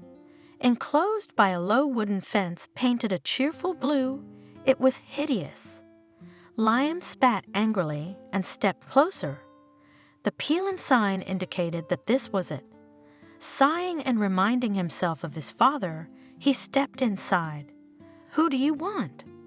The voice of an elderly aunt sitting at a table near the entrance made him wince, so confidently stony-faced was it. No one had ever dared to address him like that, but there was nothing to do, and he made a semblance of a smile on his face. "Do you have a disco here?" "Disco?" The aunt raised her painted eyebrows and smirked. "Well, here. But it's a bit early. Did you show up? You're not from around here?" "You look right, Kikimora." Liam snapped at her mentally. But he asked only when the beginning. When the young people have done all the work. The aunt laughed. "Maybe at 8 o'clock. Strange, I was told it starts early here." Liam grumbled. "Where is the nearest restaurant?" "Restaurant?" The janitor laughed. "What the hell?" Liam turned around and went to the car to wait for the disco to open. So he fell asleep, and when he opened his eyes it was already dark around, and all the windows in the club were shining brightly.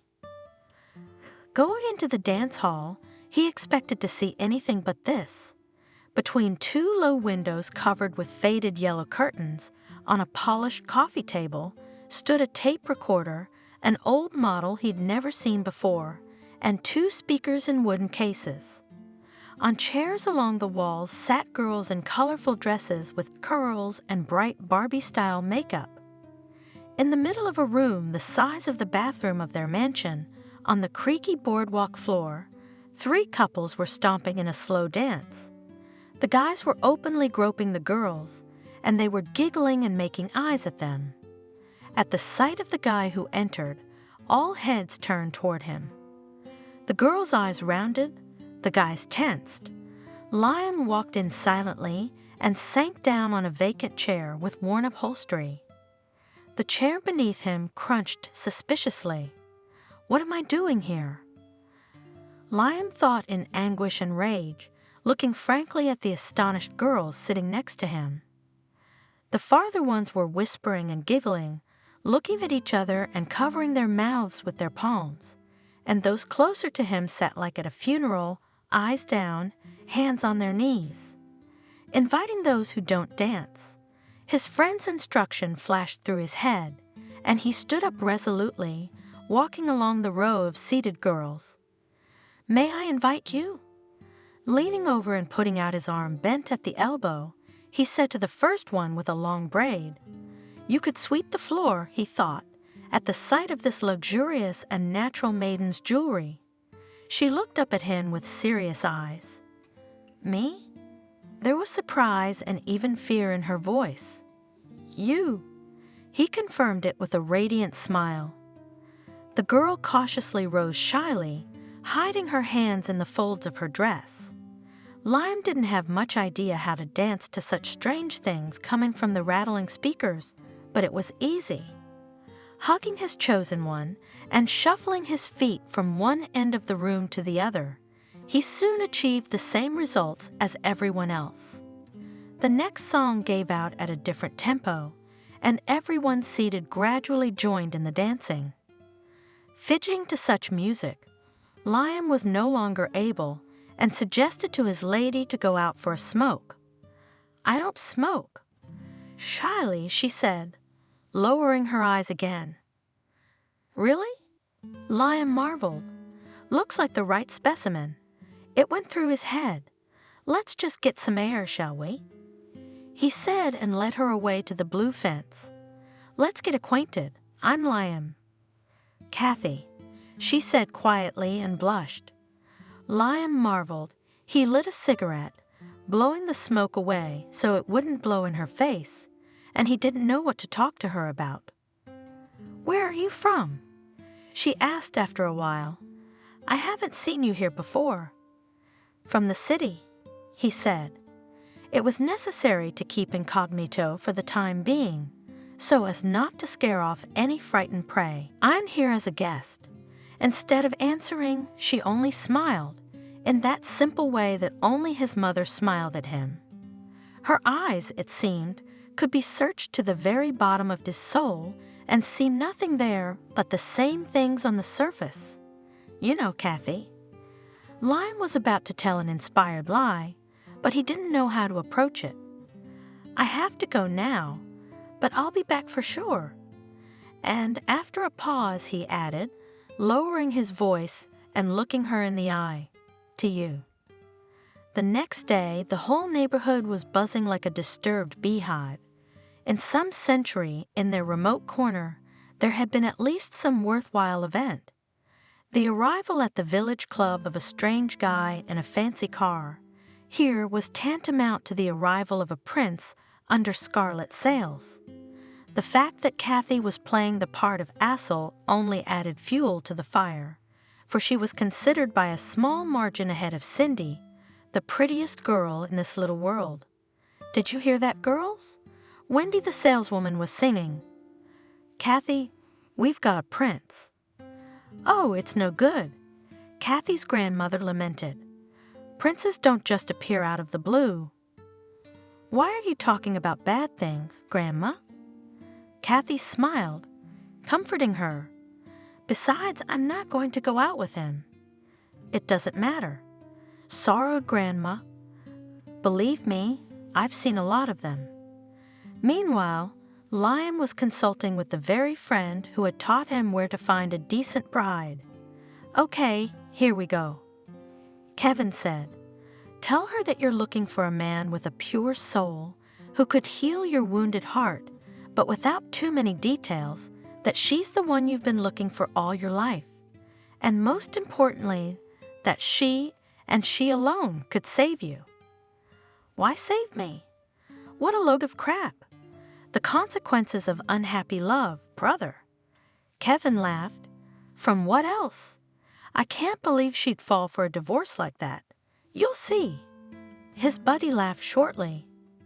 Can we bet, if you're ready? Fuck you. Liam waved his hand. We don't have enough to do. A week later, he came again and told Kathy everything Kevin had taught him. But again, she just looked at him with her knave eyes and smiled. Kathy, putting as much tender feeling into his voice as he was even capable of, Liam looked at her with a long, penetrating stare. Kathy, look at me. I'm just not myself. I don't eat. I don't drink. I don't sleep. Take pity on me, please. What do you want? The girl flapped her eyes in confusion. Well, for starters, I want us to get on a first-name basis. Liam smiled. How about it? Come on. Kathy smiled embarrassedly. And this time Liam left with nothing and was getting a little pissed off. His father only gave him 1 month, and this village idiot, even you, can't tell him. How could it be before the wedding? Together with Kevin, they decided that it was time to use the heavy artillery to get acquainted with his parents. Now Liam did not wait for the next weekend and arrived in the middle of the week, having found out in the administration, Kathy address, and came right to the court. He, of course, almost threw up from the unfolding picture of simple village life, but he courageously restrained himself.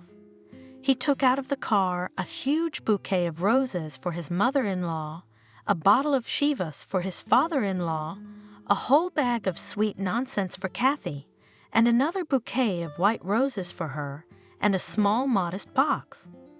In the box was a ring, and her mother only gasped when she saw the gem. Kathy, Liam, pictorially dropped to one knee, thinking only of how not to kill the suit pants. I fell in love with you at first sight. All girls pale before your beauty. Please, will you marry me? His chosen one was standing in the middle of the common room, completely confused. The whole scene didn't fit the interior of their rustic cottage, but it was the same with Cinderella and Prince Charming. Don't even think about it. Her mother persuaded her. Happiness will come to you. Do you really want to spend your whole life here? Just like me? Look around you. You're looking at the same thing here. Shoveling manure and having babies. Good man, daughter, solid, said the father, looking at the cupboard, where his wife had thoughtfully put the coveted bottle. What else to expect? Such are not lying on the road, and only Grandma remained true to herself. Kathy, ask your heart, and you'll know if you need such a fate. This man doesn't seem real to me. Where did he even come from? Kathy honestly recounted to her grandmother everything Liam had told her. I don't know. The old woman frowned. He doesn't look unhappy. Oh, he didn't. What's the rush? Kathy didn't know what she was thinking or what she really wanted. Really, this is my only chance to get out of here, she thought to herself. When she thought of Liam, however, her heart was absolutely calm, and she felt nothing but flattering pleasure at the fact that such an interesting and wealthy young man had chosen her out of all the girls in the world. You'll be a fool if you don't leave, her friend Molly told her. If I had such an offer, I would not think for a second. And so it came to pass that Kathy was of the same opinion. You don't turn down a chance like this, and rightly so. Molly assured her. So what if you don't like it? Divorce and that's that. We do not live in the Middle Ages. Almost at the end of his father's deadline, Liam finally persuaded Kathy to go and meet his parents. Seeing her in the same dove dress, he wrinkled his nose in displeasure. Put on something else, something more modern. There's nothing else.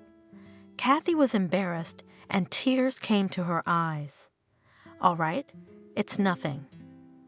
Liam caught himself, afraid of scaring her off again. "We'll go with you to the store and you'll choose something yourself." He took her to an expensive boutique where Kathy was completely confused. For one thing, it was only on the way that she found out where he was taking her. And then she had never traveled further than the center of the village in her life. Even the town next to the village was almost space to her, not like Los Angeles itself.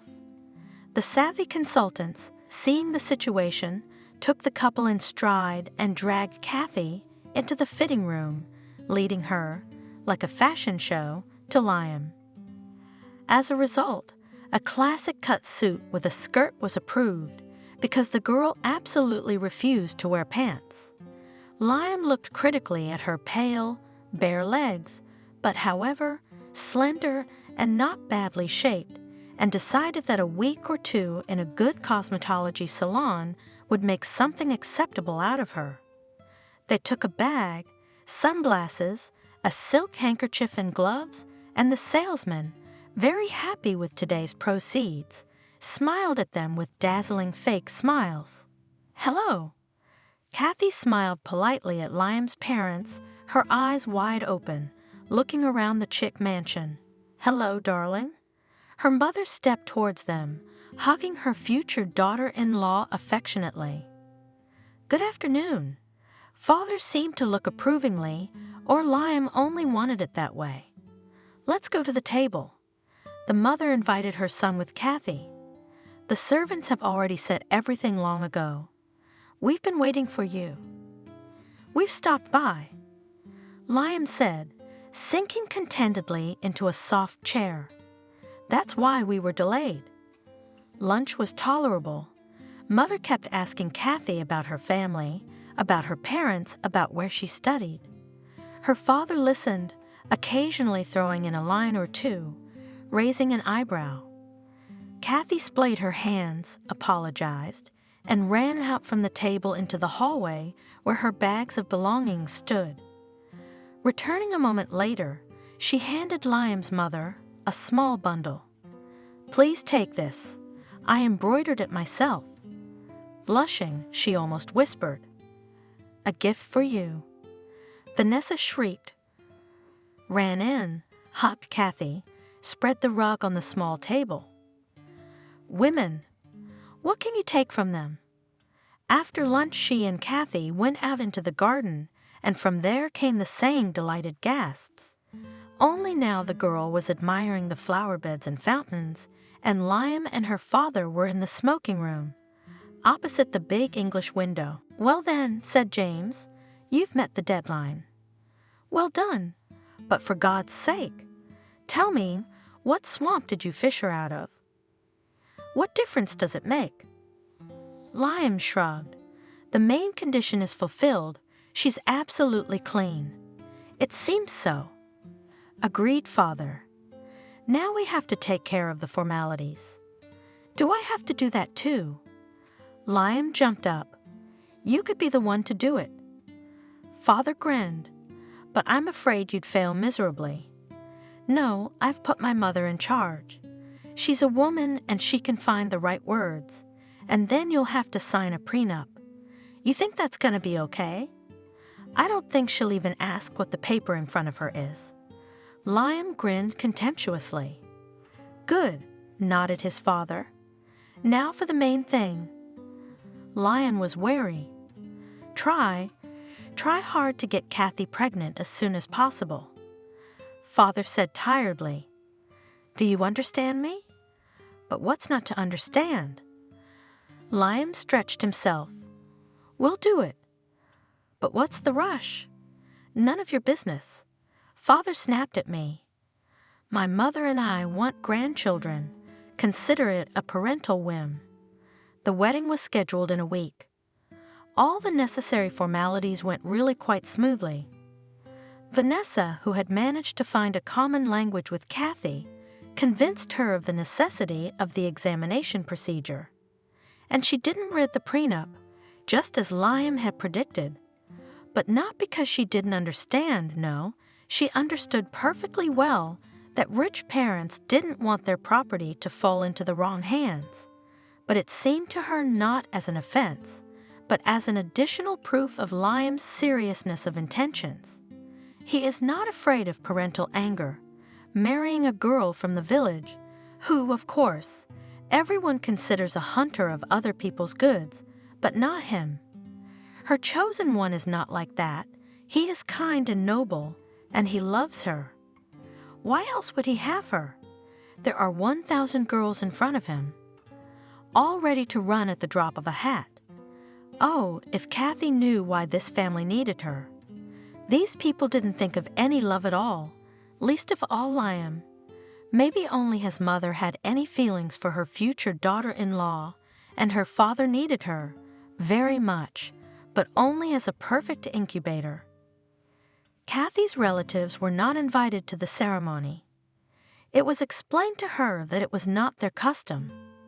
Liam promised her to go to her parents and other relatives afterwards to organize a real village wedding. Promised and forgot. Kathy's mother cried, her father yelled and freaked out, but Liam quickly calmed them down with some money handed over in an envelope, telling them it was for upcoming wedding expenses. After considering how much they had been allocated for expenses, the mother immediately calmed down, smiled, and agreed to everything. The father, who received a case of whiskey in addition to the expenses, was no longer upset. Well, it is clear they are all cool city people. We are no match for them. Let them, and we'll celebrate in our own way. They had to celebrate without the young people, who immediately after the city wedding flew to a distant foreign resort. Kathy sent pictures that took the whole village by surprise.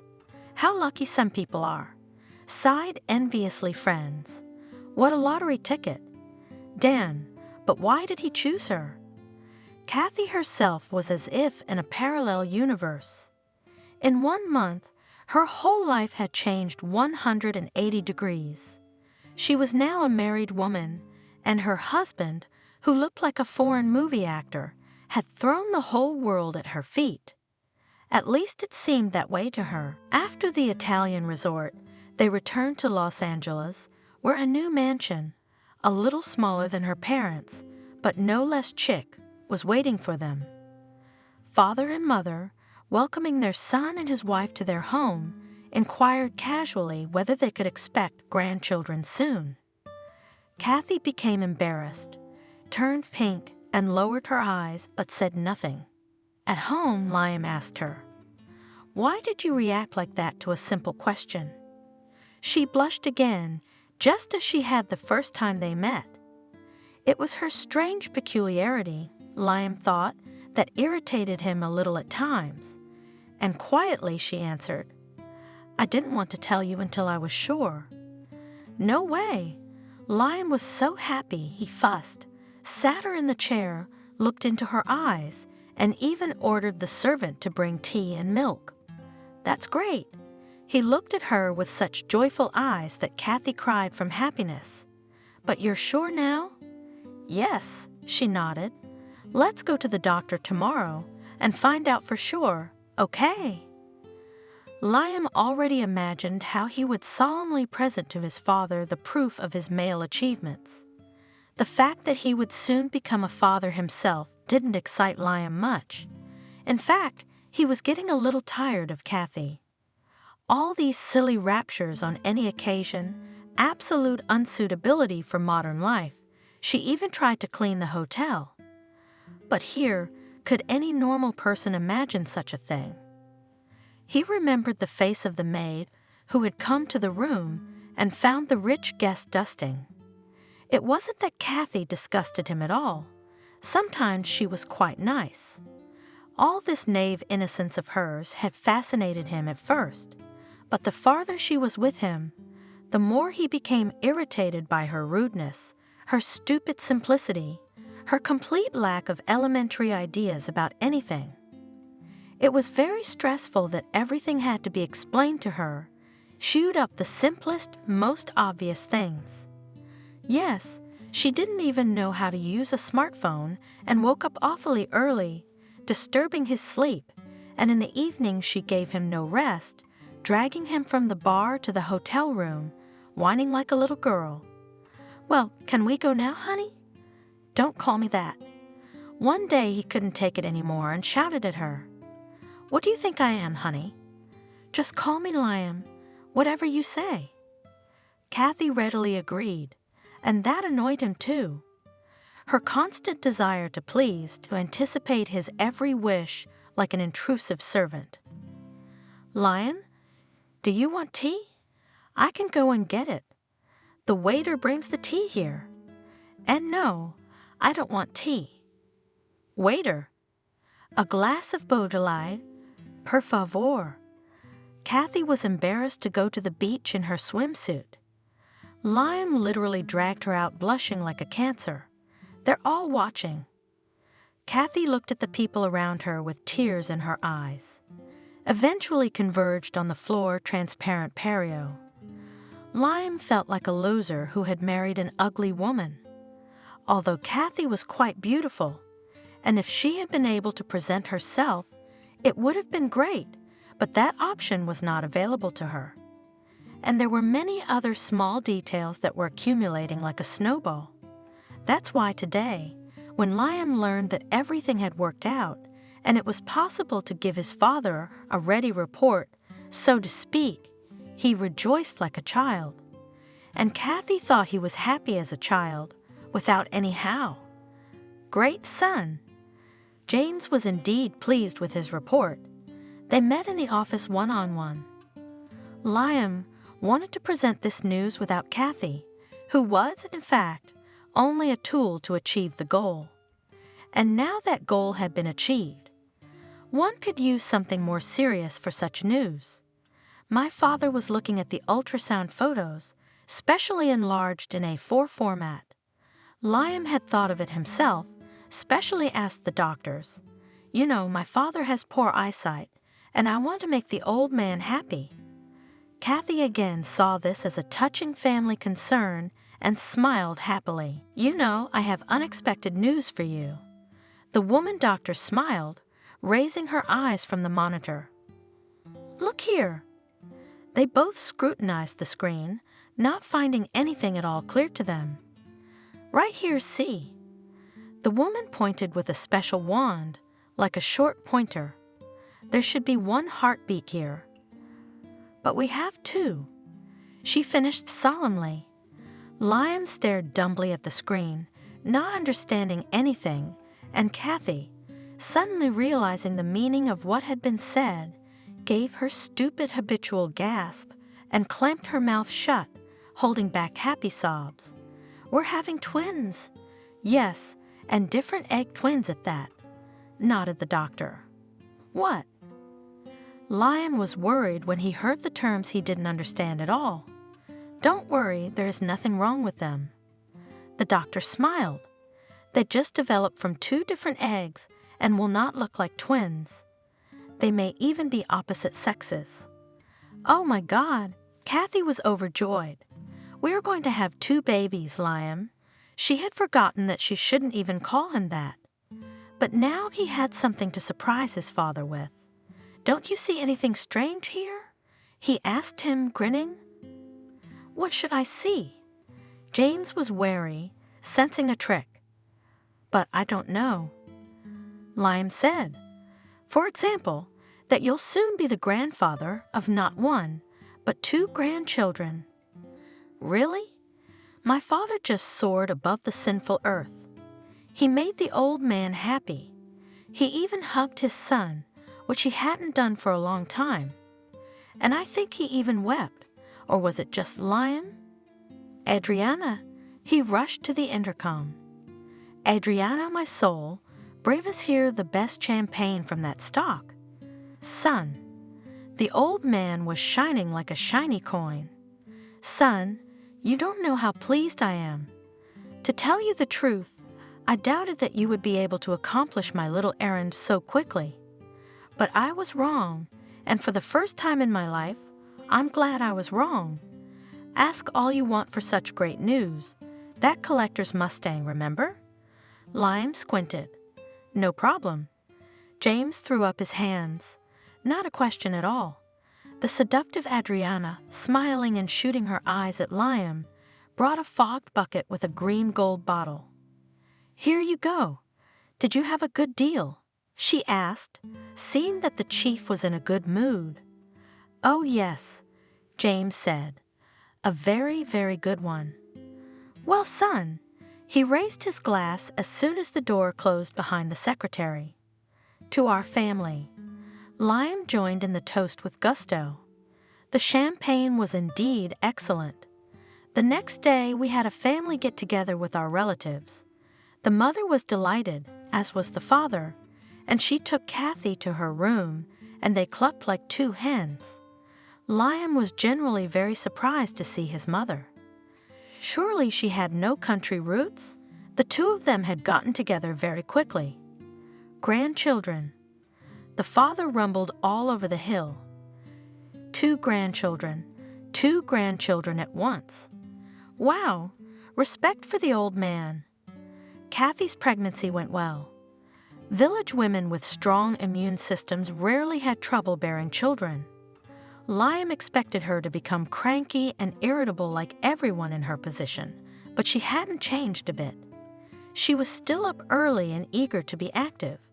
She planted in the yard of the mansion a whole vegetable garden, digging in neat beds, treating her husband with ripe strawberries and young potatoes. But her husband was less and less at home, absorbed in the delights of his former free life.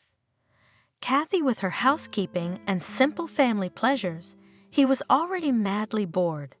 He became more and more annoyed to see her neatly coiffed and dressed in a homemade dress and impeccably ironed apron, fiddling in the kitchen, preparing dinners, baking pancakes. Liam was sick of seeing her contented face, of hearing her humming silly songs. Even the smell of her country food became disgusting to him at times, and he left home for a familiar old-time restaurant.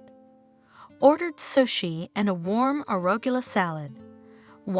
Another cocktail, met with old acquaintances, sat lazily sprawled out, and listened to the usual coddling of street girls. He was well in his native familiar element, and did not want to return to this cozy house, cleaned by the efforts of a young, diligent wife. Damn, what a mess he'd gotten himself into. But no, he was not going to lead the bland life of a married man. He, Liam, will be, and will remain free. He would, as before, do what he wanted, take what was rightfully his, the rich women, the booze, the cars, and this village fool, nothing more than a domestic servant. But what annoyed him most of all was that Kathy never complained about anything. He wasn't at home all day long. Only occasionally he came in the morning, as they called it, on the horns and fell like a log into bed. Closer to dinner, with a woozy head, he would crawl to the first floor, where warm food, delicious tea, and his wife's smile were always waiting for him. Sometimes she worked in the vegetable garden to spite her big belly. Sometimes she cooked. Sometimes she knitted or sewed.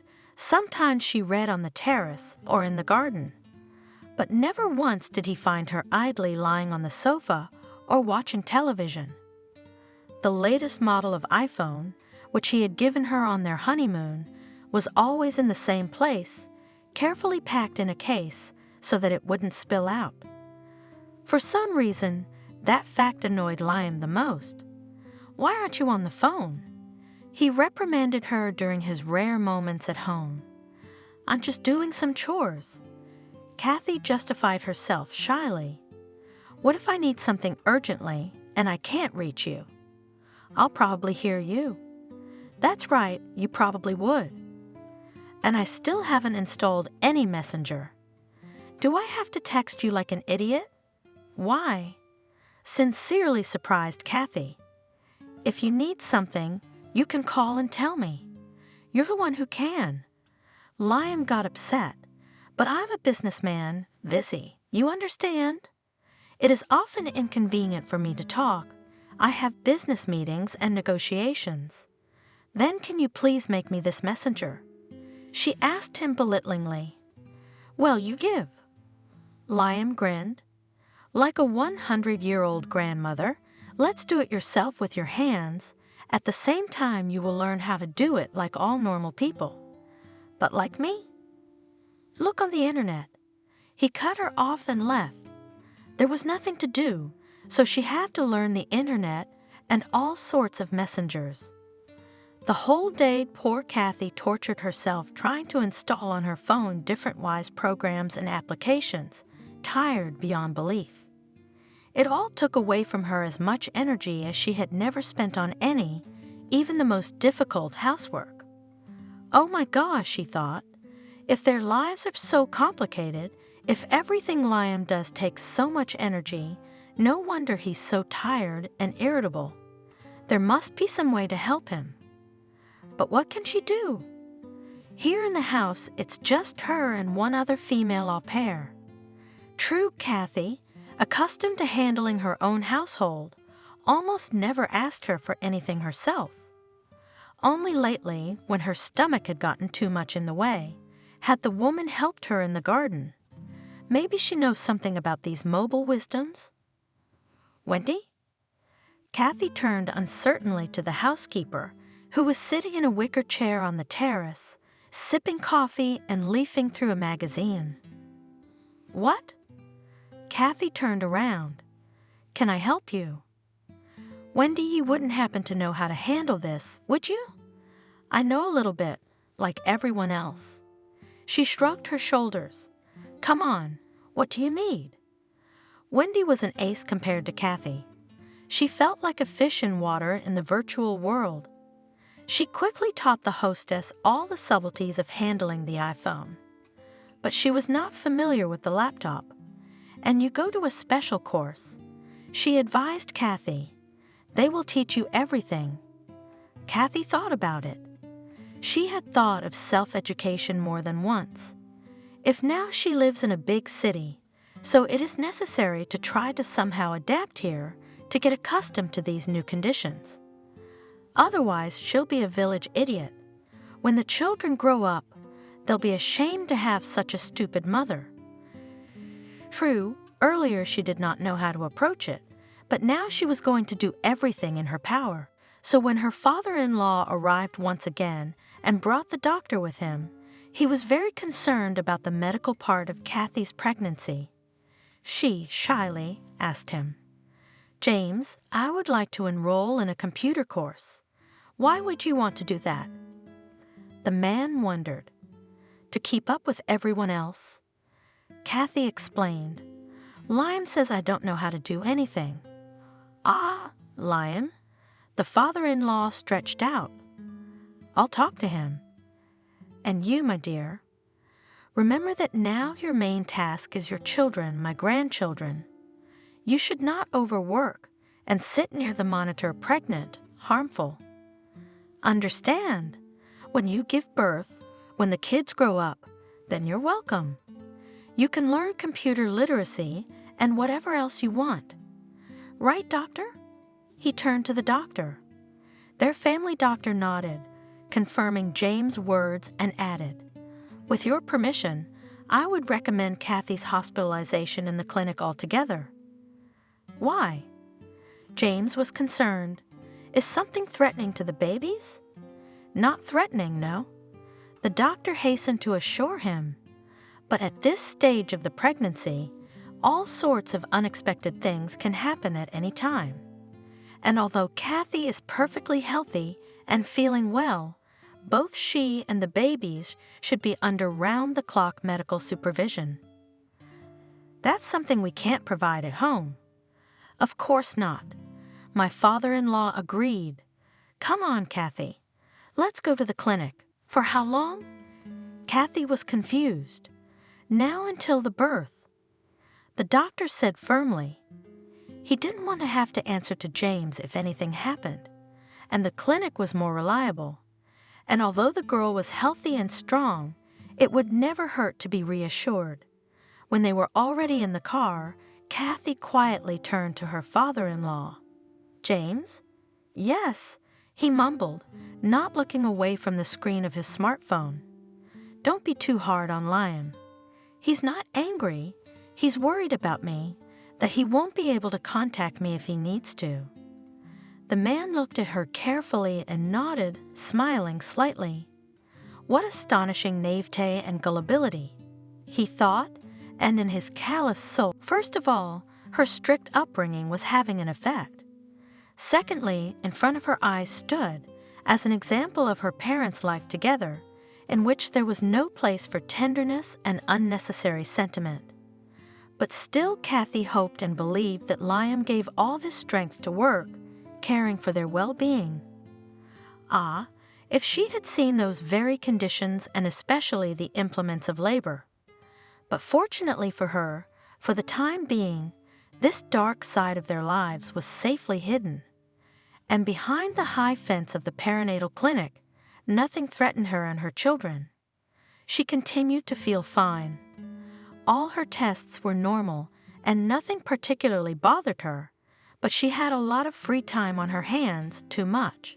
For this reason she had, quite unnoticed by herself, gotten quite good at the internet and social networks. She could already communicate. She laughed for a long time at the emoticons when she discovered them. She had a lively correspondence with Wendy about the household she had left behind, and even set up Instagram on her own. But her whole, pure nature didn't give her a chance to get bogged down in sticky and utterly pointless videos. Therefore, her best entertainment was reading, listening to audiobooks, radio shows, and watching movies. But even these activities didn't take her entirely away. She walked a lot, remembering that children need fresh air, and in bad weather she sat wrapped in a warm blanket on the wide open balcony and drank hot tea. A little later, Kathy discovered that it was possible to learn computer literacy remotely. She gingerly asked her mother-in-law to bring her a laptop, promising that she would not spend too much time at the monitor, and the mother-in-law honored her request. Liam's mother, in general, in her own way attached to this kind and naive girl. After all, she gave her warmth and joy of communication, which she was completely deprived of in her family. At one time, Vanessa regretted that she had not given birth to another child besides her son, and it would have been possible to have several. The material conditions allowed already then, in the distant years of their youth with James. She really wanted a girl, a daughter, but her husband was not particularly in favor, and somehow it didn't work out. So now, having found in her daughter-in-law Kathy a loving and trusting soul, she was only glad. She has no daughter-in-law, but she has an affectionate and honest daughter-in-law, and soon she will have 2 grandchildren. Thinking of this, Vanessa, more than once, cried joyfully. 2 beautiful little lumps, her blood, the continuation of the family. The sex of the future twins, doctors, strangely enough, have not yet been able to find out. At each ultrasound, the babies turned to face each other, and all the most necessary places were inaccessible to the scanner. They don't want us to know in advance who will be born. Kathy said with a laugh, "I don't care, as long as they're both healthy." And Vanessa shared her opinion, hoping, however, that at least one of the babies would be a girl. She had already had the experience of raising a boy, a sad experience. What had she and James done wrong? Why had Liam grown up like that? Though deep down, of course, she knew why. The permissiveness that her husband practiced had had such an effect on the child's fragile soul, and she was very much afraid that the same thing might happen to her grandchildren. James was afraid of something else, that he wouldn't live to see his grandchildren born. Every day he was giving up more and more, and his wife began to notice it. He held on only on the medications he was given every day at the day hospital and on his iron will. Lung cancer in the last stage, no longer operable. And although the doctors from the very beginning, as the terrible diagnosis gave him no more than 6 months, he has already held out more. And there were only 2 months left before his grandchildren were born, only 2 months. He wanted to see them so badly. This desire had become his obsession, to see their continuation, to see if they were like him, like his kind, to know that his blood was in them. Then he could die in peace, and he had no intention of giving up. Yes, the birth of these babies was eagerly awaited by most of the family, but not by their birth father. After a conversation with their father, when he'd said to him, "Why are you making your wife nervous? What she needs right now is some peace and quiet," he got even angrier. So his father didn't need him, Liam, not only the Kathy incubator, but he himself was nothing more than a tool for his father to ensure the continuation of the species, damn him, and Liam is off to the races. His hard work, which Kathy so often thought of with gratitude, consisted of uncontrollable drinking and daily social gatherings, where he often dabbled in drugs. Collector's Mustang, a gift from his father, he had already slightly broken, and so drove with a crumpled fender.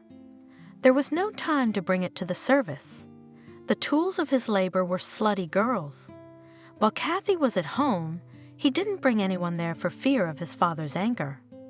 Now that she was hospitalized and the rookery, in the lingo of his circles, was free, he did not hesitate one day to bring his catch directly into the marital bedroom. At noon, Wendy nearly broke the dishes when she saw a half-naked girl in a Kathy robe open to the floor coming down the stairs. "What's for breakfast?" she asked, lighting a long, thin cigarette. That same evening, Wendy packed up her things and left. She wrote to Kathy that she was quitting for family reasons. Kathy was upset. Who would keep the house in order while she was away? Told her mother-in-law the next time she saw her.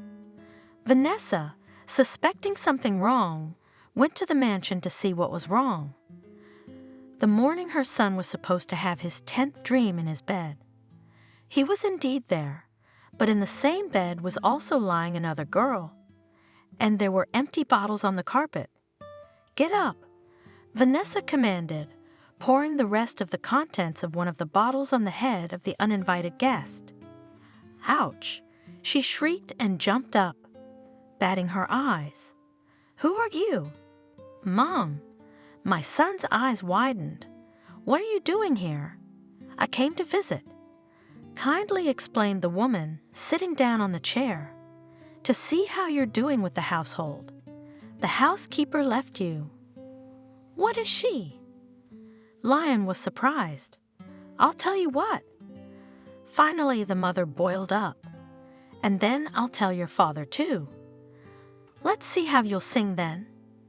"Do you have any idea how you're insulting your wife with your behavior? The mother of your future children. And what will happen if she finds out about your outrageous behavior?" "That's it, that's it." Lion fought back against his mother. "Stop yelling, she was just leaving." "If only this could solve all your problems." Vanessa sighed. "I don't have any problems except for you." Liam shouted in anger. "I'm sick of your moralizing. I'm a grown man and I can live my life the way I want to." "Of course you can," nodded his mother. "But only at your own expense. Don't forget." Lion shrank back a little. "Let's make a deal like this," Vanessa said to her son, "that there will be no more outrage in the house. I can't control your whole life. I don't need to. But Kathy and your children deserve much better treatment, so you will no longer throw out the servants and bring your girls here. Look, if I ever hear about this again, I'll tell my father and he'll take away your allowance. I hope you understand me well?" "Yes," Liam mumbled. "I do. I couldn't be better." "Good." Vanessa got up from her chair. "Oh, and don't forget to call Wendy and bring her back. When Kathy comes in with the babies, the place should be in perfect order." James was lying in a hospital bed at the daycare center, covered in tubes. It was a good thing all his hair had come out a long time ago, and now he didn't have to explain the sudden baldness to anyone, whenever it happened. Oh, this is so lousy. The pounding in his temples, the ringing in his ears, the darkness in his eyes, but he seemed to be holding on for now. How much longer? How long does he have? Who can say? As if hearing his thoughts, the doctor entered the room. How are we doing, James? Not so good. I have to say that with your diagnosis and the length of treatment, you're still hanging in there. Good for you. The doctor smiled encouragingly. But unfortunately, the latest tests. What? I'm finished? James grinned sadly. You need to go to a hospital. The doctor said trustingly, so that we can give you round-the-clock care. In other words, lay down to die, sighed James. No, you won't. He got out of bed, but not as quickly as he would have liked. He felt dizzy and had to grab the headboard to catch his breath. James, where are you going? You can't. The doctor started, but the stubborn patient did not listen to him and dialed the chauffeur's number. 5 minutes later, he was escorted to the car, and in another 20 minutes, he was already in the perinatal clinic. Hello, daughter-in-law. Roughly and cheerfully, he said, Kathy, opening the door. Good afternoon. Kathy smiled. How good of them to warn me of a visitor. She rejoiced a moment ago, barely having time to hide her laptop. How are you doing in here? Her father-in-law stepped closer to her to kiss her cheek, and she involuntarily felt the pungent hospital spirit emanating from him. Are you not feeling well? She asked, looking into his gaunt face, into the dark circles under his eyes. I can't hide anything from you. James laughed and immediately coughed, shaking from the painful spasms. After a little while, he got his breath back and began to speak. I did not want to tell any of you, so as not to upset or frighten you. But my days are numbered, Kathy. The doctors have only given me 6 months to live, and I'm already 2 years too long. My last wish is to see my grandchildren while I'm still alive. Don't interrupt me, please. He made a hand sign, seeing that she was about to say something to him. Let me finish. So, Kathy, since I can hardly hold them in my arms anymore, I must at least do what I can for them and for you too. So I've decided to make a will. It'll be done in the most honorable way possible. Most of my fortune will go to my grandchildren, and you will manage their estate until they are 18 years old. But why me and not Liam? Kathy couldn't help but interject. She had always been taught not to interrupt her elders, but this speech had struck her, stirred her. Liam? My father-in-law smirked sadly and wickedly. I will not forget him either. He is my son, after all. But I'll tell you frankly, Kathy, I'm not sure he can handle my financial empire. You don't realize the size of it, and relax, you'll have help managing your children's fortunes. I have a trusted staff and lawyers who will draw up the paperwork in a way that won't hurt a mosquito. So, I ask you one thing. Promise me, girl, that you will do everything in your power, and even beyond that, to bring up my grandchildren worthy people. Of course I will. Kathy said hotly. Of course, Daddy, don't worry about that. James and Vanessa will be brought up in love and strictness. What? My father-in-law couldn't believe his ears. What did you say? Or did I mishear? No. His daughter-in-law smiled at him. You heard right, Daddy. We're naming them James and Vanessa. I'm not as stupid as everyone thinks I am, and I'm well aware that this is all. She waved her hand around. All these opportunities, it's all you're doing. And your wife, she is also a very good person. I love her like my own mother. Daughter, wept father-in-law, embracing her and pressing his wrinkled wet cheek. "Daughter, but where are you from?" "I know," Kathy assured him. "I know it's a boy and a girl. Mommy always knows these things." That's how Vanessa caught them when she entered the room. They were crying and hugging each other. Of course, they told her about her husband's illness because there was nothing to hide. In general, she was going to tell James about her son's outrageous behavior and looked for him in the office, where she was told that he had gone to the clinic to Kathy. But now, of course, that conversation never happened. Together with Kathy, they did persuade "This is William," said the father-in-law to his daughter-in-law. "He'll be helping you with all your business. You have some papers to sign now." "Can I read them?" Kathy asked. "Of course, Kathy," nodded William. "If you have any questions, I'll be happy to answer them all. And please, just call me William." Kathy carefully read everything that needed to be signed. "Do I understand correctly that you, Dad, are appointing me CEO of your company?" She wondered. "After all, I am only a woman, and I have no education, and then, what about Liam? It is my right to appoint as the head of my own company whoever I see fit." Her father-in-law interrupted her with the same unappealing tone. "Liam is not up to the task, to my great regret, but you, with the help of William and other loyal employees, can. You, as the representative of my grandchildren, will have a controlling interest. And please don't tell my husband yet. I'll tell him myself." Kathy left her father-in-law almost in shock. No, of course she had already begun to suspect that Liam was not as fond of her as she had thought at first. He never showed up at the clinic again. He didn't answer her calls and messages, and Wendy told her some things. Kathy cried all night, but by nature, strong in body and spirit, she calmed down and accepted it in the morning. After all, she had never once seen in the village with her own eyes the same unearthly love that is written about in books and dreamed of by every girl. But Kathy? When he woke up, he didn't immediately remember what had happened in the morning. "How long have you been here?" "I dozed off." "Did you sleep well, Daddy?" his daughter-in-law asked him. "I'm glad. Now let's drink this. Who was here with you just now?"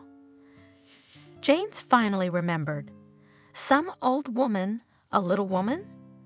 "That's my grandmother. She came at my request. I hope you don't mind."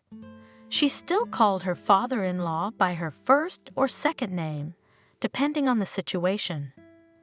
"Baba Kathy can heal with herbs and hands, remove spoil, help with the evil eye. She cured my younger brother of a stupor. People come from all over the neighborhood to see her, and she never refuses anyone. You know, I feel better today," James replied. It was as if he had forgotten his original question. "I feel invigorated. What did you give me to drink?" "Herbal tincture." Kathy smiled. "Thyme, chamomile, St. John's wort, soothing. It really soothes." My father-in-law perked up. "And even, kind of invigorating." "Well, how are you?" "What do the doctors say?" "How long do we have to wait?" "Not much longer." "Another week, maybe a week and a half." "Oh, I wish we could wait," sighed my father-in-law. "I wish we could wait." But that evening Kathy felt a pain in her lower abdomen. At first a tugging, exhausting pain, then sharp, like a knife stabbing. Startled out of her wits, she pressed the staff call button. What? A nurse came in and saw Kathy and splashed her hands. "Looks like it started. It's too early, too early." Kathy moaned, lifting herself up on the bed. "Ouch! What's that?" Her water broke. The nurse said, pulling back the sheet, "Call the midwives." "Oh my goodness, get up, get up." "That's it. and let's walk around the room. It will be easier and faster. If the pain is sharp, lean on the bed, but do not lie down. Do not lie down. Okay? Yeah. Kathy nodded. It feels better. It's supposed to. It's all right, but it's going to hurt. It's normal, just bear with it. By 1 o'clock in the morning, Kathy refused the anesthesia, thinking it would hurt the babies. No, it won't. The impact is minimal. The doctors persuaded her, but she wouldn't give up. By 3, they arranged a concilium, and after examining her again, took her to a separate unit. Lying on a special table, Kathy did, as she had been taught in the training group, endured and breathed. Patience and breathing again. Colleagues, I believe we should do a cesarean. The older of the doctors with the beard listened worriedly to Kathy's pulse. Risk factor, twins? No C-section. Barely able to cope with the pain, Kathy wheezed, soon enough. Half an hour later, the first baby was born, healthy and screaming. The second one followed, 6 minutes apart. The babies were remarkably healthy. You, Mommy, well done. Approvingly said to her nurse of the maternity ward. All such moms would be patient. Kathy, and would like to answer her something, but could not. Her eyes were literally closing from fatigue. After both babies had been laid on her for a couple of minutes, and she had hugged them and whispered something affectionate in their ears, her strength had completely left her. Kathy awoke, unaccustomedly late. The sun was already high above the horizon. Recovering, she turned her head. Next to her bed were 2 glass cradles, and in each tightly sung and quietly sniffing a small living lump. Kathy got up cautiously, walked over to them, and watched them sleep for a long time, smiling. There was a quiet knock on the door, and the nurse slipped in. You awake, Mommy? You have visitors. Vanessa came into the room, radiant and joyful, followed by the unusually quiet and cautious Liam, carrying a huge bouquet of roses. And behind him, Kathy couldn't believe her eyes. Her father-in-law was in a wheelchair, already shining like a shiny light bulb. Didn't expect to see me? James laughed, and then he coughed, but not hard. Where are my little darlings? Who's Kathy? Who's who? She smiled. No change, just like we agreed. And with a wave of her hand, she named them one by one. James and Vanessa Brown, please meet them. Congratulations. Liam came up to her and kissed her awkwardly on the cheek. Here, this is for you. He held out the bouquet. Lisa, put it in the vase, please. Indifferently, looking at the pink armful, asked Kathy nurse. And congratulations to you, she said to her husband. How cute they are. The mother-in-law smiled, leaning over the cradles. And soon they will be able to see them closer. Cautiously asked father-in-law, who also moved closer to the grandchildren. We'll see them now. Kathy laughed, but they're asleep. Protesting, Vanessa said. That's okay, smiled Kathy. Healthy babies sleep soundly, and besides, it's time for me to feed them. She deftly took one by one the babies, and putting them on the changing table, unwrapped them from their diapers. Here, look at us. Little Brown yawned and pulled up like kittens and squeaked just as pitifully and thinly. My breed, said the satisfied father-in-law when the boy squeezed the finger offered him by his grandfather with his clinging hand. Well, hello, namesake, and who is this princess? He would have traded on his grandchildren for a long time, but Vanessa tugged him by the sleeve. Let's go already. The babies need to be fed, Kathy. Oh, yes, of course. The father-in-law hustled to turn around, the nurse helped him quickly, and all the visitors disappeared behind the ward door. And Liam never said anything else.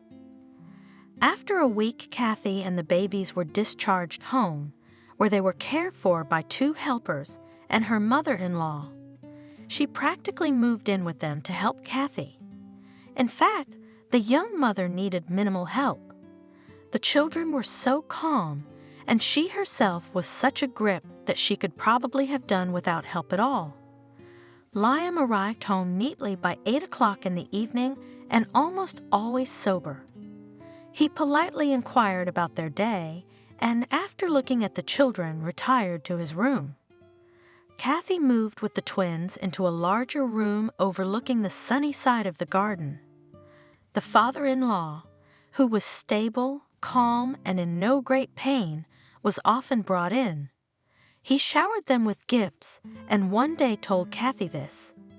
"Kathy, while I was in the clinic, I once had a strange dream, as if a strange old woman came to my room at dawn and laid her hands on my head, and immediately I felt so calm, so warm. From that day I recovered and went on the mend, and your herb helps well." Kathy didn't tell her father-in-law how it was, and her grandmother didn't tell her to spread the word.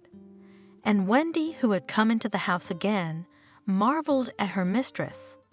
You could see our country folk, whatever she undertakes, everything is done. She was praising Kathy on the phone, and Kathy overheard her. "Where are you Wendy from?" she asked her assistant. "Woodbury Heights. There's a village. Maybe you've heard of it." "I don't think so." Kathy wondered, "And I don't think you've heard of ours. Addicts." It's been 3 months since the babies were born when James got worse again. The prognosis was unfavorable. The doctors frowned. Probably a few more days, maybe 2 weeks. Kathy and Vanessa cried. Drove to the clinic where they had put him again, sat beside each day grieving. Kathy called the village and asked her grandmother. Maybe she would treat her father-in-law one more time. But the grandmother, who spoke on the phone, very reluctantly, conveyed to her mother that she had taken sin on her soul last time, and now there was nothing to be done. On the day of his death, James felt better, even ate a little. He talked to his relatives, apologized to them if he had offended them. Liam's lips curved, but he didn't say anything to his father. At 21 o'clock, James Brown, the founder and permanent head of his financial empire, died peacefully, surrounded by family and friends. That's what the newspapers said in the obituaries. A huge crowd gathered for the funeral. All employees, business partners, various necessary people, representatives of the authorities, and a bunch of relatives and friends. The son showed up drunk and even managed to miss, throwing a clod of earth on his father's coffin. "Bastard," Vanessa said to him and cried. He tried to say something in a stammering voice, but Kathy came up and said quietly, "Please don't go away. Mother's having a hard enough time as it is. You'll come back later and apologize. You bastard." The drunken husband was indignant. "I'll get you." And he tried to hit Kathy, but slipped on the slippery clay soil and fell into the cemetery mud. He cursed, looked at his greasy clay-stained black gussie suit, got up and walked away. A couple of days later, he showed up at night with a young girl and, grinning drunkenly, told Kathy that she was going to live here. "This is my house. It's all mine, you understand?" He yelled, "And your place is in the pigsty. Go back to your stinking village. I've had enough of you. Speak quietly, please. The children are asleep." "Calm down," Kathy told him, and then handed the keys to the mansion to the maiden, who looked at the scene with insolent, drunken eyes. "Take them. I take it you'll be running the place from now on. Good night." She turned and went to her room, locking the door. "Hey, you!" her husband yelled after her. "Come back immediately, we'll talk. What are you doing with the keys to my house, huh?" He tried to follow her up the stairs, but could not do it, His legs did not obey him. To hell with her. He waved his hand and staggered to the refrigerator. Do you want a beer? The girl didn't refuse to keep him company. Early in the morning, Kathy, with the twins in her arms, squeamishly turned away and walked past the huge leather sofa in the hall where the couple had settled, unable to find the strength to climb the stairs to the bedroom. The cab took them to her mother-in-law's mansion, and Kathy never returned to her first family nest again.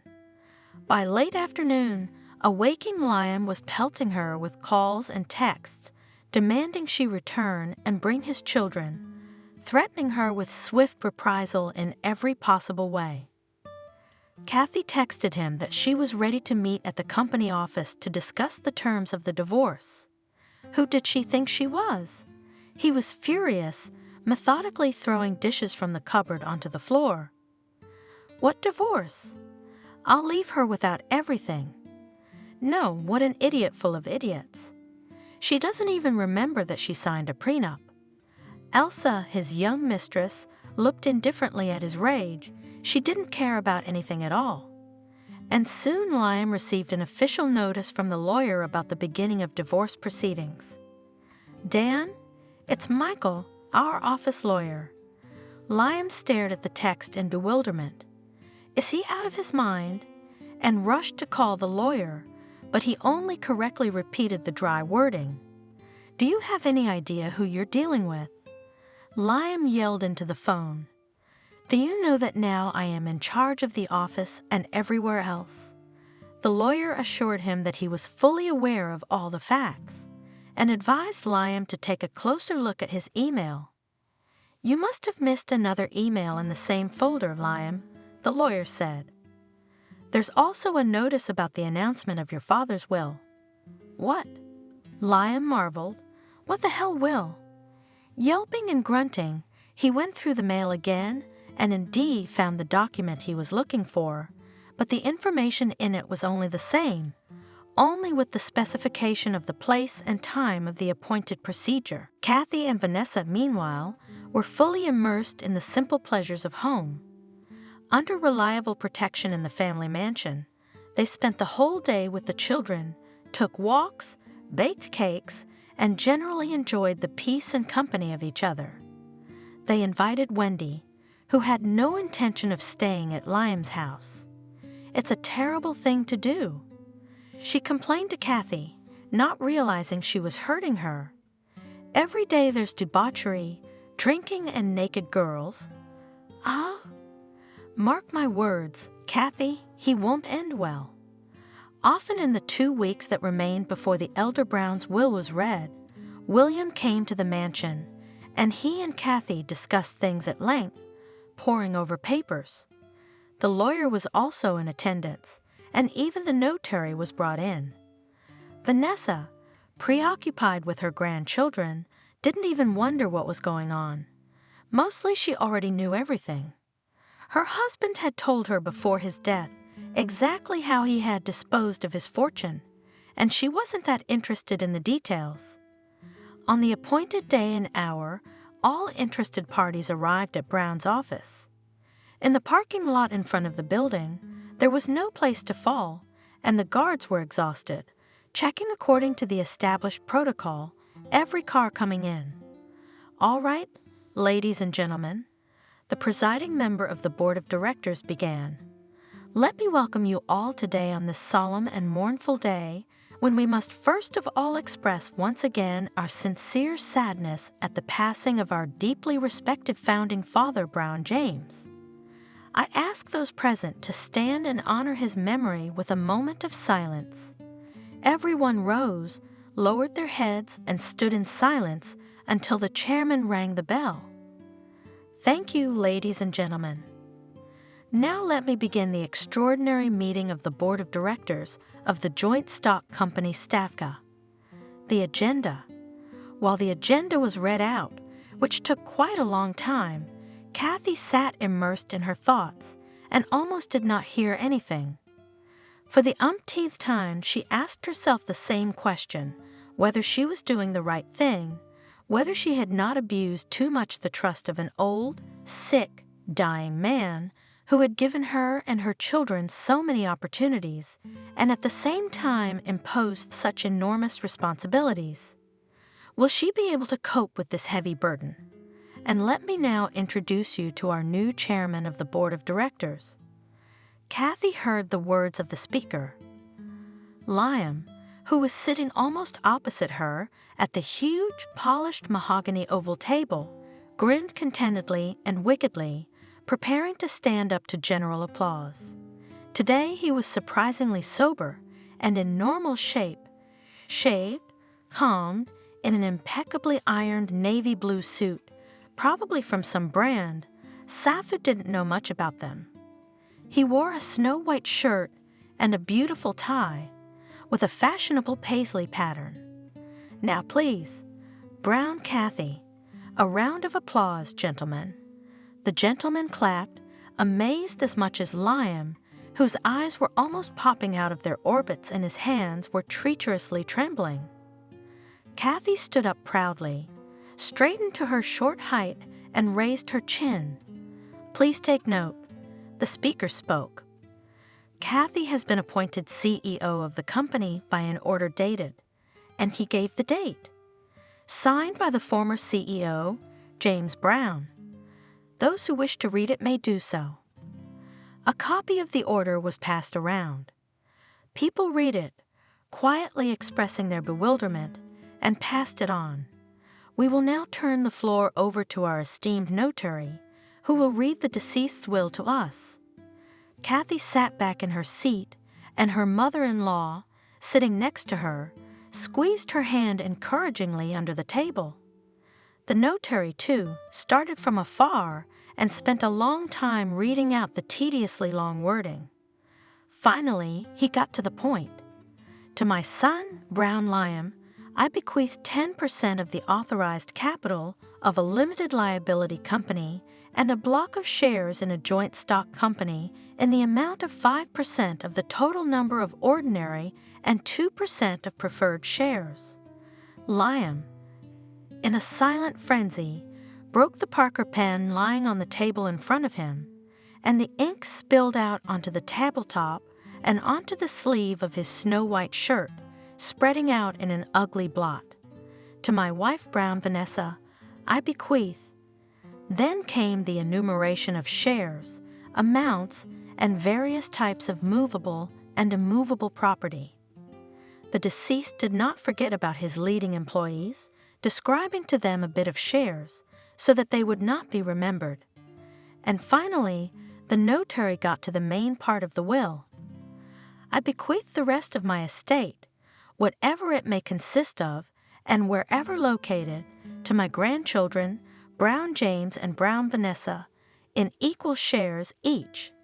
And to this wording the notary deemed it necessary to clarify.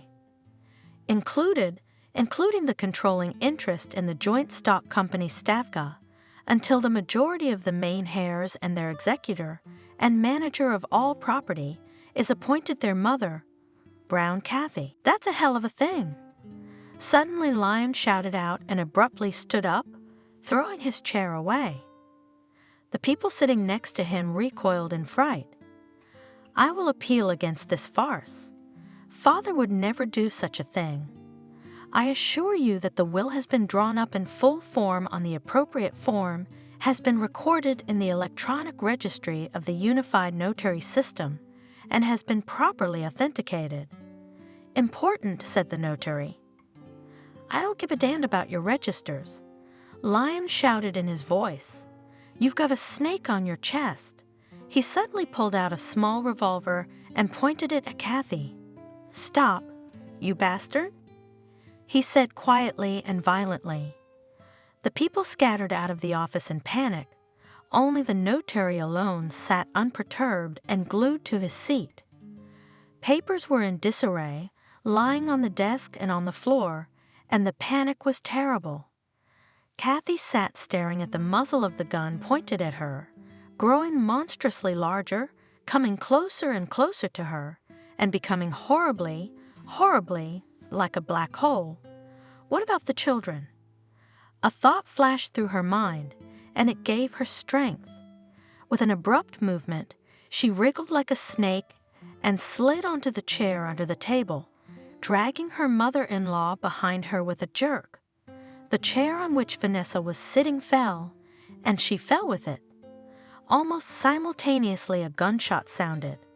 Again there was running, the noise of fighting, the clinking of breaking dishes. When the police and security guards, who arrived on a call, rushed into the office, Liam was already lying face down on the floor, with his hands tied with office twine, pressing the torso of the defeated criminal, with his foot to the floor, financial consultant William towering over him. And two frightened women sat under the desk, hugging each other. And the notary sat like Buddha at a small table opposite the window, guarding the will entrusted to him.